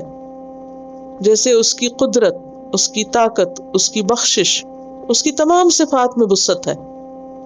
علیم، علم والا ہے، اور اس کا علم کامل ہے. ماضی کا علم بھی رکھتا ہے، حال کا بھی رکھتا ہے، مستقبل کا بھی رکھتا ہے. عالم الغیب والشہادہ، غیب و حاضر کا علم رکھتا ہے، ظاہر و باطن کا علم رکھتا ہے. ہر چیز کا علم اس کے پاس ہے. اس آیت کو جب آپ دیکھ رہے ہیں اپنے سامنے، تو اس میں دراصل مثال دے کر ایک بات سمجھائی گئی ہے، اور مثال اس چیز کی دی گئی ہے جس کا مشاہدہ ہم دنیا میں کر سکتے ہیں. اور دنیا کی ایک بڑی آبادی کھیتی باڑی کرتی ہے اور گارڈننگ کرتے ہیں بہت سے لوگ، تو یہ چیزیں ان کے مشاہدے میں آتی رہتی. اور انسان کو بہت ہی حیرت ہوتی ہے اس وقت جب زمین ان کے سامنے اپنے خزانے اگل رہی ہوتی ہے، کہ وہ اپنے ہاتھوں سے ایک دانہ ڈالتے ہیں اور وہ ان کے سامنے ملٹی پلائی ہو کے باہر آتا ہے. فرمائے اس مثال سے سبق سیکھو. کیا سبق؟ کہ ہم میں سے ہر عمل کرنے والا اس دنیا میں ایسا ہی ہے جیسے دانے بونے والا. ہر عمل، اور خصوصاً انفاق فی سبیل اللہ، اللہ کے راستے میں مال خرچ کرنا، ایسا ہے جیسے زمین میں کوئی چیز اگانا. زمین میں جب کوئی چیز اگائی جاتی ہے تو بظاہر کہاں جاتی ہے؟ ایسے لگتا ہے جیسے مٹی میں مل گئی. کسی چیز کا مٹی میں ملنا محاورہ ہے نا، گویا بظاہر ضائع ہونا، ختم ہونا. جب ہم اپنے مال میں سے کچھ حصہ کسی اور کو دے دیتے ہیں تو ہمارے ہاتھ سے وہ نکل جاتا ہے، گویا ہمارے پاس کچھ نہیں رہا، وہ مٹی میں مل گیا. لیکن اللہ سبحانہ وتعالیٰ اس قدر قدردان ہے کہ وہ انسان کی کوششوں کو ضائع نہیں کرتے. کوئی بھی کوشش، یہاں تو اموال کی بات ہوئی نا، جسے مال اور خرچ کرنے کی چیزیں، لیکن پیچھے آپ سے میں نے ذکر کیا تھا کہ انفاق کا لفظ صرف مال کے لیے نہیں آتا، بلکہ اس کے علاوہ ہر وہ چیز جس کا انسان مالک ہوتا ہے.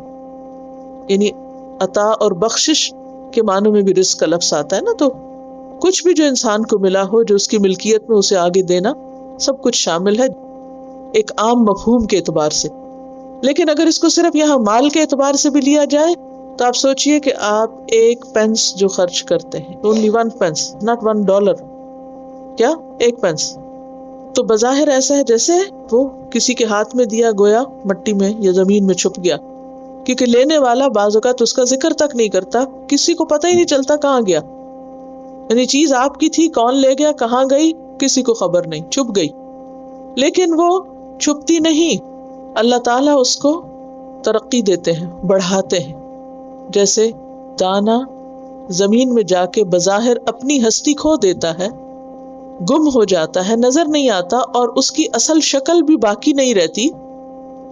اسی طرح انسان جو عمل کرتا ہے یا صدقہ کرتا ہے، بعض اوقات وہ اپنی اصل شکل میں ہمارے پاس نہیں لوٹتا، بلکہ اس کی جو خیر اور بھلائی ہوتی ہے وہ ملٹی پلائی ہو کر ہمارے پاس واپس آتی ہے، دنیا میں بھی اور آخرت میں تو یقینی ہے.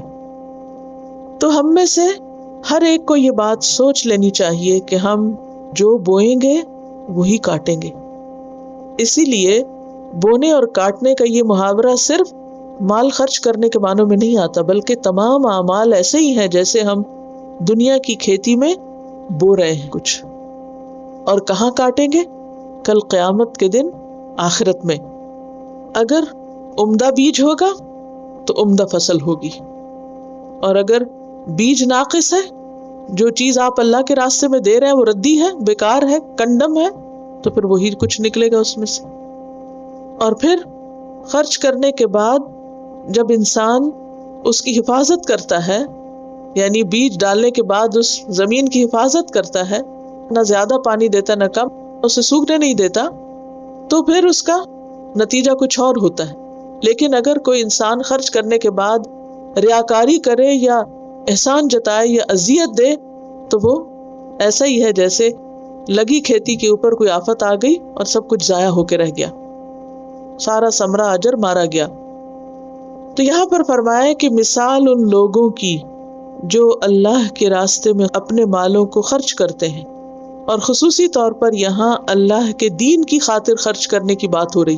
پیچھے آپ پڑھ چکے ہیں، والدین کو دینے کی بات آئی تھی، خود اپنی ذات پہ خرچ کرنے کی بات آئی تھی، اور رشتہ داروں کو دینے کی، اور یتیموں کو، اور مسکینوں کو، اور محتاجوں کو، اور سوسائٹی کے اور لوگوں کو، مسافروں کو. لیکن یہاں پر بات آ رہی کہاں خرچ کرنے کی؟ اللہ کے راستے میں. گویا اللہ کے دین کے لیے، اسلام کی ترقی کے لیے، اسلام کی عظمت کے لیے، لوگوں تک دین کا پیغام پہنچانے کے لیے جو بھی انسان خرچ کرتا ہے اس کا اجر دوسرے خرچ کرنے سے کہیں زیادہ ہے. کیونکہ جب انسان کسی انسان کے ہاتھ میں کچھ دیتا ہے، مثلاً آپ اپنے ماں باپ پہ خرچ کرتے ہیں، کیونکہ پیچھے پڑ چکے ہیں، لوگوں نے پوچھا کہ کہاں خرچ کریں، کیا بتایا گیا؟ والدین پہ خرچ کرو. اب آپ اپنی والدہ کے لیے، والد کے لیے کچھ تحفہ خرید کے لے جاتے ہیں، ان کی کوئی ضرورت پوری کرتے ہیں، ان کو کچھ کھلاتے پلاتے ہیں، تو آپ کو انسٹنٹ ریوارڈ ملتا ہے. کیا؟ ایک گریٹیفیکیشن ہوتی ہے، اور ایک دعا بھی ملتی ہے، اور پھر آپ کو فوری طور پر ایک نتیجہ نظر آتا ہے ان کے چہرے پر، خوشی کی صورت میں یا کسی لفظی شکرانے کے طور پر. اسی طرح اگر آپ رشتہ داروں کو دیتے ہیں تو وہاں سے بھی آپ کو کچھ نہ کچھ تعریف کبھی مل جاتی ہے، کچھ اور کسی طرح کی شکریہ کی کوئی بات نظر آ جاتی ہے. اسی طرح آپ یتیموں پہ کرتے ہیں یا مسکینوں پہ کرتے ہیں تو وہ بھی آپ کی طرف دیکھتے ہیں اور ان کی آنکھوں میں ایک احسان مندی ہوتی ہے. مسافروں پہ خرچ کرتے ہیں تو ان کا چہرہ کھل اٹھتا ہے، تو یہ ایک انسٹنٹ ریوارڈ آپ کو مل جاتا ہے. لیکن جب آپ فی سبیل اللہ خرچ کرتے ہیں، وہ کیسے؟ کہ مثلاً آپ کسی ڈبے میں ڈال رہے ہیں کسی مسجد یا کسی دینی ادارے کی ترقی کے لیے، تو اب آپ کو کسی نے پلٹ کے کوئی شکریہ نہیں بولا، کیونکہ وہ آپ نے ایسے ہی ڈالا جیسے زمین کے اندر کوئی بیج ڈالا. وہ کس کے پاس گیا، کس نے اس سے فائدہ اٹھایا، وہ کس کام لگا، آپ کو کچھ پتہ نہیں. لیکن کل قیامت کے دن اس کا اجر 700 گنا تو مسٹ ہے، کیونکہ یہاں پر 700 کی بات کی گئی، اور اس کے ساتھ ہی کہا گیا کہ اللہ جس کے لیے جتنا چاہتا ہے اور بڑھا دیتا ہے، کہ وہ مال کتنا حلال تھا، یہ کتنی مشکل سے انسان نے خرچ کیا. بعض اوقات انسان کے پاس بہت ہوتا ہے، مثلا اگر ایک شخص کے پاس $1,00,000 ہے تو اس میں سے اگر اس نے 1,000 دے دیا تو کوئی بڑی بات نہیں. لیکن اگر کسی کے پاس ہے ہی 1,000 اور اس میں سے وہ آدھا دے رہا ہے تو ظاہر زیادہ مشکل میں دے رہا ہے. تو یہ حساب کتاب پھر اللہ تعالیٰ اپنے ذمے لے لیتے ہیں کہ کون کہاں کتنا خرچ کر رہا ہے. پھر فی سبیل اللہ میں عمومی طور پر وہاں مال خرچ کرنا جس میں انسان صرف اور صرف اللہ سے جزا چاہتا ہے. بعض اوقات ایسا ہوتا ہے نا، لوگ کسی بیمار کے لیے کوئی فنڈ کلیکٹ کر رہے ہوتے ہیں یا کسی اور غرض کے لیے، تو لینے والے کو بالکل نہیں پتا ہوتا کہ آپ دینے والے. بعض اوقات آپ کسی کے ذریعے خرچ کرا دیتے ہیں. اب وہ بیچ میں ذریعے کو تو تھوڑا سا پتا ہے، مگر جس تک پہنچا اس کو نہیں پتا کہ یہ دراصل آپ تھے، کیونکہ آپ نے اس سے کچھ نہیں چاہا. کس سے چاہا؟ اللہ سے چاہا. تو جو شخص اللہ کی خاطر خرچ کرتا ہے، اللہ اس کی بہت زیادہ قدردانی کرتا ہے کہ اس کو کئی گنا بڑھا کے دیتا ہے، کم از کم 700، اور پھر حدیث کے مطابق 700 سے بھی کہیں زیادہ. ایک اور حدیث جو مشکات میں آتی ہے، آپ نے فرمایا کہ جس نے مجاہدین فی سبیل اللہ کے واسطے خرچ کیا اسے 1 درہم کے بدلے 700 درہم کا ثواب ملے گا، اور جو خود جہاد میں گیا اور مال بھی خرچ کیا اس کو 1 درہم کے بدلے 7 لاکھ درہم کا ثواب. اللہ کی راہ میں تھوڑے مال کا بھی ثواب بہت ہے، جیسا کہ 1 دانے سے 700 دانے. کیوں؟ مثلاً آپ علم کے راستے میں خرچ کرتے ہیں، لوگوں کی تعلیم کے لیے خرچ کرتے ہیں. اب وہ صرف خرچ کرنا نہیں ہے، اس سے جتنے بھی ذہن روشن ہوتے ہیں، جتنے لوگوں کے عمل بدلتے ہیں، جتنے لوگوں کے اخلاق میں تبدیلی آتی ہے، وہ ایسے ہی ہے جیسے کئی ایک درخت لگ گئے جس سے مزید لوگ آگے فائدہ اٹھا رہے ہیں. ایک پڑھا لکھا شخص اور ایک جاہل شخص، اس میں بہت بڑا فرق ہوتا ہے. لیکن بہت سے لوگ ایسے ہیں جو اپنی پڑھائی افورڈ نہیں کر سکتے. تو کوئی بھی ایسا کام کہ جس سے خیر عام ہو، انسانوں کا بھلا ہو، معاشرے میں روشنی ہو، دنیا سنورے لوگوں کی اور خصوصاً آخرت سنورے، کیونکہ دنیا تو چلی ہی جائے گی، لوگوں کی آخرت کی بھلائی ہو، ایسی جگہ پہ خرچ کرنا بے پناہ اجر و ثواب کا باعث ہے، جس کا یہاں پر ذکر کیا جا رہا ہے. اور ساتھ ہی پھر اللہ تعالیٰ کی دو صفات کا ذکر ہے. کیا؟ واللہ واسع علیم، اللہ بڑی وسعت والا ہے، بڑی وسعت والا ہے. یعنی وہ اتنا دیتا ہے، اتنا دے سکتا ہے، اتنا زیادہ اجر تمہیں عطا کر سکتا ہے کہ جس کا تم تصور بھی نہیں کر سکتے. کیونکہ اگر آپ کسی انسان کے ساتھ احسان کرتے ہیں اور انسان سے جواب کی توقع رکھتے ہیں تو آپ دیکھیں گے کہ اس کی ہمت طاقت تو بہت ہی لمیٹڈ ہے، وہ جواباً آپ کو کتنا دے سکتا ہے. اور خصوصاً اگر آپ کسی ضرورت مند کو دیں تو وہ آپ کو کتنا دے گا؟ وہ تو بیچارہ اپنی ضرورت پوری کرے گا، نہ کہ پھر وہ آپ کو کما کے واپس پلٹائے گا 700 گنا. آپ کسی کے اوپر $1 خرچ کرتے ہیں، کسی غریب کو دیتے ہیں تو وہ غریب آپ کو $700 تھوڑی لوٹا سکتا ہے، سوال ہی پیدا نہیں ہوتا.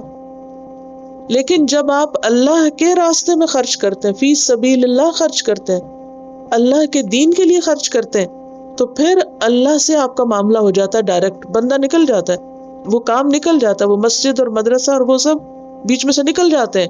وہ پھر آپ اور اللہ رہ جاتے ہیں آپس میں معاملہ کرنے والے.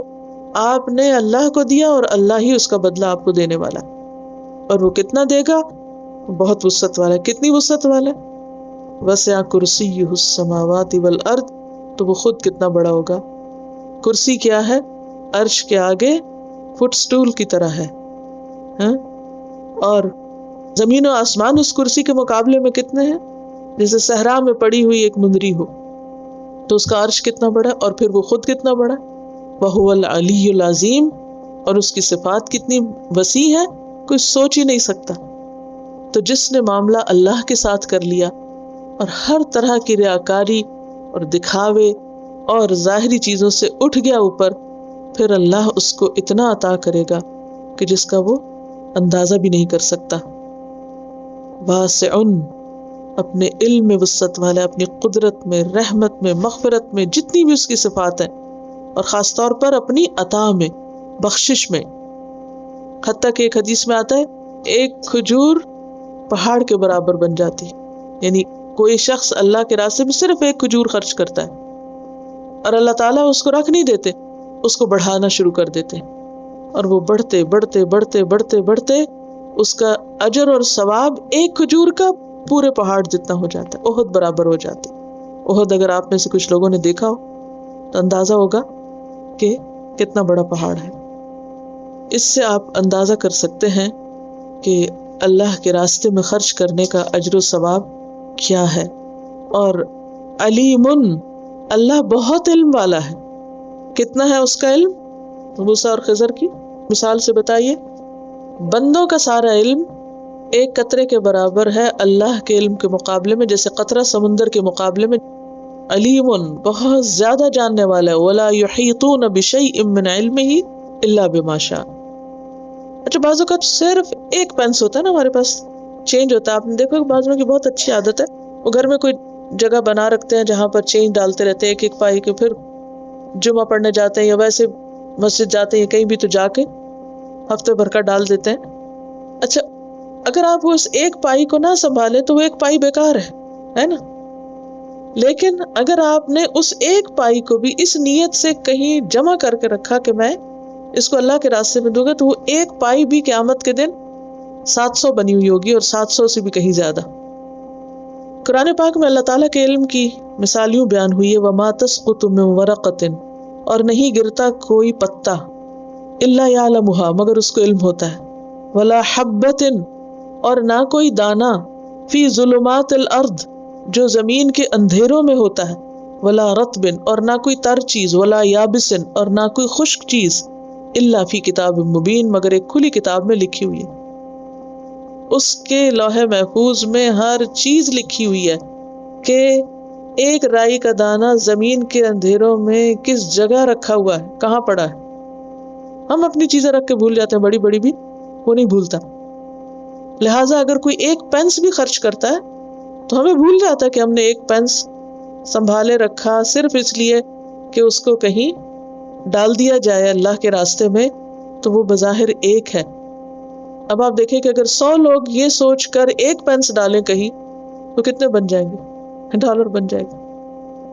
100 لوگ $1، صرف $1 کیا ہے؟ دودھ کا ڈبہ بھی نہیں آتا. تو صرف $1، 100 لوگ یہ سوچ کے کسی دن کسی جگہ ڈال دیں تو کیا ہوگا؟ $100 بن جائیں گے، اور اس سے کتنے کام ہو سکتے ہیں. اسی لیے اللہ سبحانہ وتعالیٰ حبہ سے مثال دیتے ہیں. یہ آیتیں تو آ جائیں، لیکن پچھلے ہفتے میری بیٹی 4 سال کی، میں نے گھر میں ایک چیریٹی باکس بنایا ہوا ہے بچوں کو ترغیب دینے کے لیے کہ اس میں جو بھی پینی ڈالر کچھ ڈال دینا. تو چھوٹی بیٹی میری 4 سال کی، اس کے ہاتھ میں کچھ سینٹس تھے. میں نے کہا اس میں ڈالنا ہے. بچے آتے ہیں کہتے ہیں مجھے دو، میں اس میں ڈالوں نا. کہتی نہیں، مجھے الہدا کے چیریٹی باکس میں ڈالنا ہے. تو میں اپنی فرینڈ سے بات کر رہی تھی پچھلی ویک، اس سے میں نے سنا تو میرے دل میں یہ بات ہے کہ ہم جاتے ہیں الہدا میں، ہر چیز ہم یوز کرتے ہیں، فائدہ اٹھاتے ہیں. فیس تو خیر ہم دیتے ہیں اپنے لیے، لیکن ہم کیوں نہ دل میں یہ سوچیں کہ $1 ہم ہر ہفتے کم از کم اس میں ڈالیں گے نا. تو مجھے یہ بات آپ تک پہنچانی تھی. مجھے اپنی بیٹی سے یہ چیز جو ہے نا میرے دل میں آئی. جزاک اللہ. بعض اوقات بچے وہ سکھا دیتے ہیں ہمیں کہ جو ہمارے ذہن میں نہیں آتا. تو بات یہ ہے کہ اللہ تعالیٰ کسی اور چیز سے بھی مثال دے سکتے تھے، لیکن ایک دانے سے کیوں دی؟ کھانا کھاتے ہوئے اگر ایک چاول گر جائے تو آپ میں سے کتنے لوگ اٹھائیں گے اس کو؟ کوئی بھی نہیں اٹھاتا، وہ کہتے ہیں بس جھاڑ دیا، ختم. حالانکہ اس کو بھی اٹھا لینا چاہیے. سنت یہی ہے کہ کچھ بھی گر جائے کھاتے ہوئے تو اس کو اٹھا لینا چاہیے. بہرحال اب یہ ہے کہ ایک دانہ جس کی عام طور پر ہمارے نزدیک یا بظاہر کوئی ویلیو نہیں، لیکن اللہ کے ہاں اس کی بھی بہت زیادہ ویلیو ہے، بہت زیادہ قدردانی ہے، کیونکہ وہ قطرہ قطرہ ہی مل کر سمندر بنتا ہے. تو اس لیے اللہ سبحانہ وتعالیٰ نے دانے کی مثال دی. اور مثال اس لیے دی اللہ نے کہ بات زیادہ سمجھ آتی. اگر اللہ تعالیٰ یہاں پر صرف اتنا فرما دیتے کہ لوگوں اگر تم اللہ کی راہ میں خرچ کرو گے تو میں تمہیں 700 گنا اس کا اجر دوں گا، تو بات اس طرح نہیں دل کو لگتی جس طرح ایک دانے کے اگانے سے مثال دے کر اور اس کی بالیوں سے اور پھر وہ سارا ایک امیجن کرا دیا. مثالوں سے بات زیادہ سمجھ میں آتی ہے، زیادہ اس سے فائدہ حاصل ہوتا ہے. قرآن پاک میں آتا ہے کہ وَتِلْكَ الْأَمْثَالُ نَضْرِبُهَا لِلنَّاسِ وَمَا يَعْقِلُهَا إِلَّا الْعَالِمُونَ. یہ مثالیں ہم انہیں لوگوں کے لیے بیان کرتے ہیں، لیکن ان کو صرف علم والے سمجھتے کہ ان کا مطلب کیا ہے. سورۃ العنکبوت کی آیت 43 ہے. اس آیت سے ایک اور بات یہ بھی پتہ چلتی ہے کہ انسان اپنے مال میں سے خرچ کرے، اور اس میں خاص طور پر خواتین. بعض اوقات ہسبینڈ کے مال میں سے ہم خرچ کر دیتے ہیں تو سمجھتے ہیں کہ ہمارا بھی ہو گیا.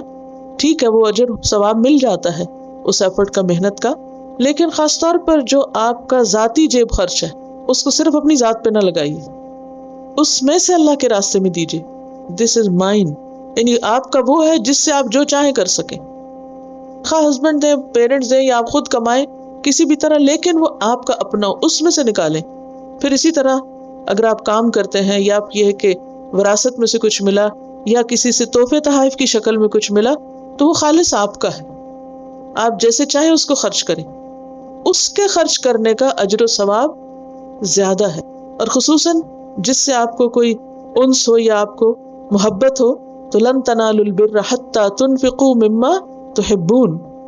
پھر ایک بات یہ بھی ہے کہ فی سبیل اللہ، یعنی اللہ کی مرضی کے کاموں میں خرچ ہو، حرام چیزوں میں خرچ نہ ہو. یعنی اگر کوئی شخص غلط راستے پر مال خرچ کرتا ہے، کوئی شخص غلط کام کر رہا ہے اور آپ اس کو سپورٹ کر دیتے ہیں تو اسی کے پلے میں آپ کی بھی کوشش چلی جائے گی. تو اس سے بھی بچنا چاہیے. مثلاً بعض لوگ صدقہ جاریہ کا کام سمجھ کر کچھ کتابیں چھپوا لیتے ہیں، کارڈ چھاپ لیتے ہیں، کوئی کاغذ چھاپ لیتے ہیں. اچھا، وہ کاغذ اور کتاب اور کارڈ کیا ان اوتھینٹک باتیں، دیکھا ہی نہیں، بس کسی نے کہہ دیا اور بے سوچے سمجھے اس میں پیسہ لگا دیا، اب اس کا بھی ثواب نہیں ہوگا. فی سبیل اللہ وہ ہے جو اللہ کا دین ہے. سبیل کا معنی کیا بتایا تھا میں نے؟ جو اس کے دین کی اصل سچی صاف ستھری بات ہے. مثلا آپ قرآن مجید چھپاتے ہیں یا ایسی کتاب چھپاتے ہیں کہ جس میں صحیح اوتھینٹک نالج ہے، تو اس کا ثواب بے پناہ ہوگا، کیونکہ وہ کتاب جب تک چھپی ہوئی ہے، جب تک موجود ہے، اور جتنے لوگ اس کو پڑھتے ہیں، وہ جتنا عمل کرتے ہیں، وہ اس کے دور دور دور تک اجر و ثواب پہنچتے رہیں گے آپ کو.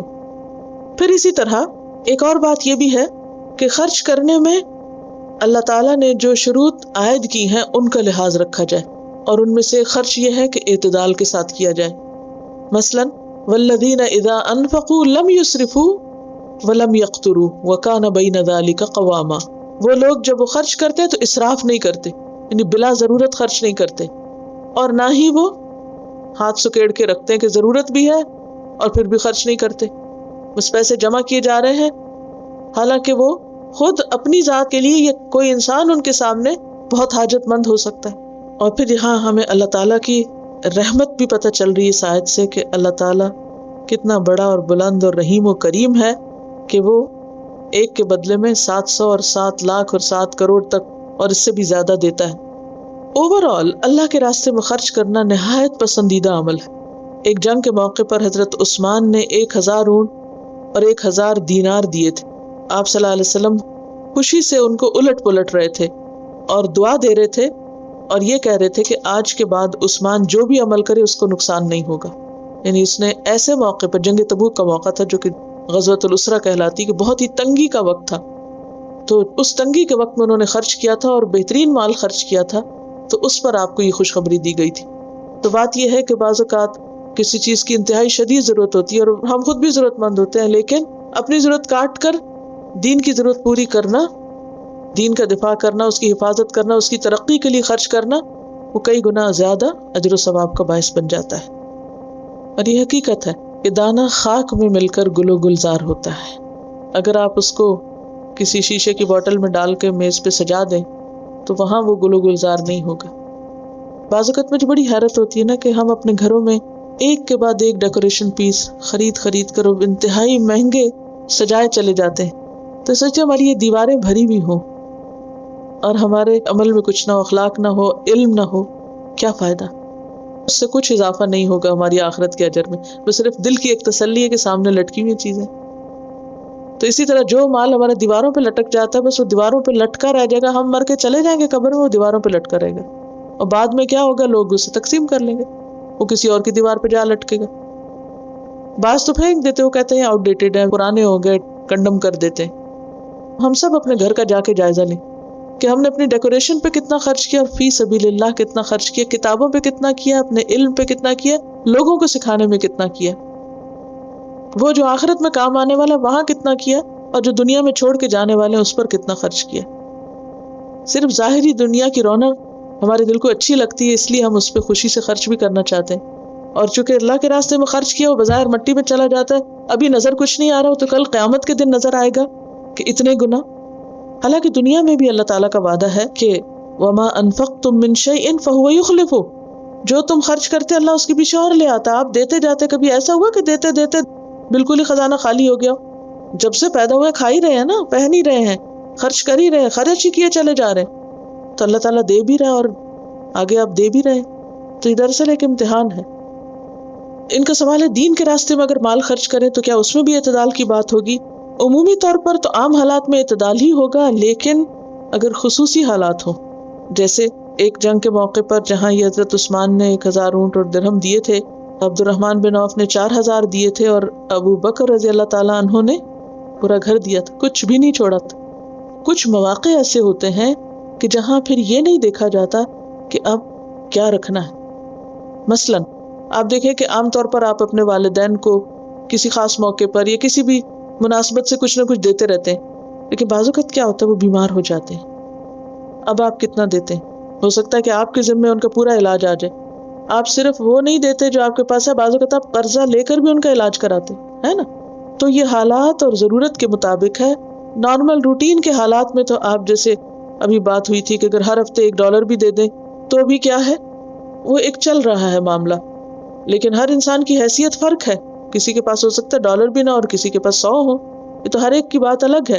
لیکن بعض اوقات ایسے اوقات آ جاتے ہیں کہ مثلاً کوئی مسجد خریدی جا رہی، تو اب کیا ہے اس وقت آپ 100,000 تو نہیں دیں گے. اس وقت آپ ہو سکتا ہے کہ اپنی کوئی جمع پونجی میں سے نکال کے اپنی ضرورت کاٹ کر ضرورت وہاں پوری کریں گے، تاکہ مسلمانوں کے لیے ایک ایسی عبادت گاہ اور ایک ایسا مرکز بن جائے کہ جس سے مزید آئندہ نسلوں کو فائدہ پہنچے اور ہمارے لیے صدقہ جاریہ بھی ہو.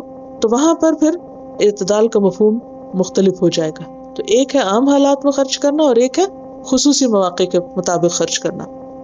ان کا سوال یہ ہے کہ بعض اوقات ہسبینڈ کوئی فکس اماؤنٹ تو نہیں دیتے، لیکن یہ ہے کہ جیسے خرچ کے طور پر جو بھی دیا اور کہا یہ آپ کا ہے، جہاں چاہیں خرچ کریں، تو کیا اس میں سے بھی صدقہ کر سکتے؟ بالکل کر سکتے ہیں. کیوں؟ اس لیے کہ اس میں سے اگر آپ اپنی ذات پہ کر رہے ہیں، گھر پہ کر رہے ہیں، تو کیا دین ہی کے کام پہ نہیں ہوگا؟ یعنی پھر اپنے پہ بھی کریں، دین میں بھی کریں، دوسروں پہ بھی کریں، رشتہ داروں پہ بھی کریں. یعنی مختلف ضروریات کو سامنے رکھ کے کر سکتے ہیں. اگر ہسبینڈ کچھ بھی آپ کو جیب خرچ کے طور پر دے تو اس کا بھی ثواب ہے، کیونکہ آپ کی ایفرٹ اور بہت سی چیزوں میں لگ رہی ہوتی ہے. آپ ایک پورا گھر سنبھال رہے ہیں، کچھ تو ایک میوچل انڈرسٹینڈنگ کے ساتھ چل رہے ہیں نا. تو اس لیے اگر ہسبینڈ کچھ بھی آپ کو جیب خرچ کے طور پر دیتے ہیں تو اسے ایز اے سیلری تو نہیں دیتے، لیکن ان کے اوپر فرض بھی ہے بیوی کا نان نفقہ، اور پھر وہ جو مال تحفے یا ہدیے کے طور پر آتا ہے وہ بھی آپ کا اپنا ہو جاتا ہے. وآخر دعوانا ان الحمد للہ رب العالمین. سبحانک اللہم وبحمدک نشہد ان لا الہ الا انت نستغفرک ونتوب الیک. السلام علیکم ورحمۃ اللہ وبرکاتہ.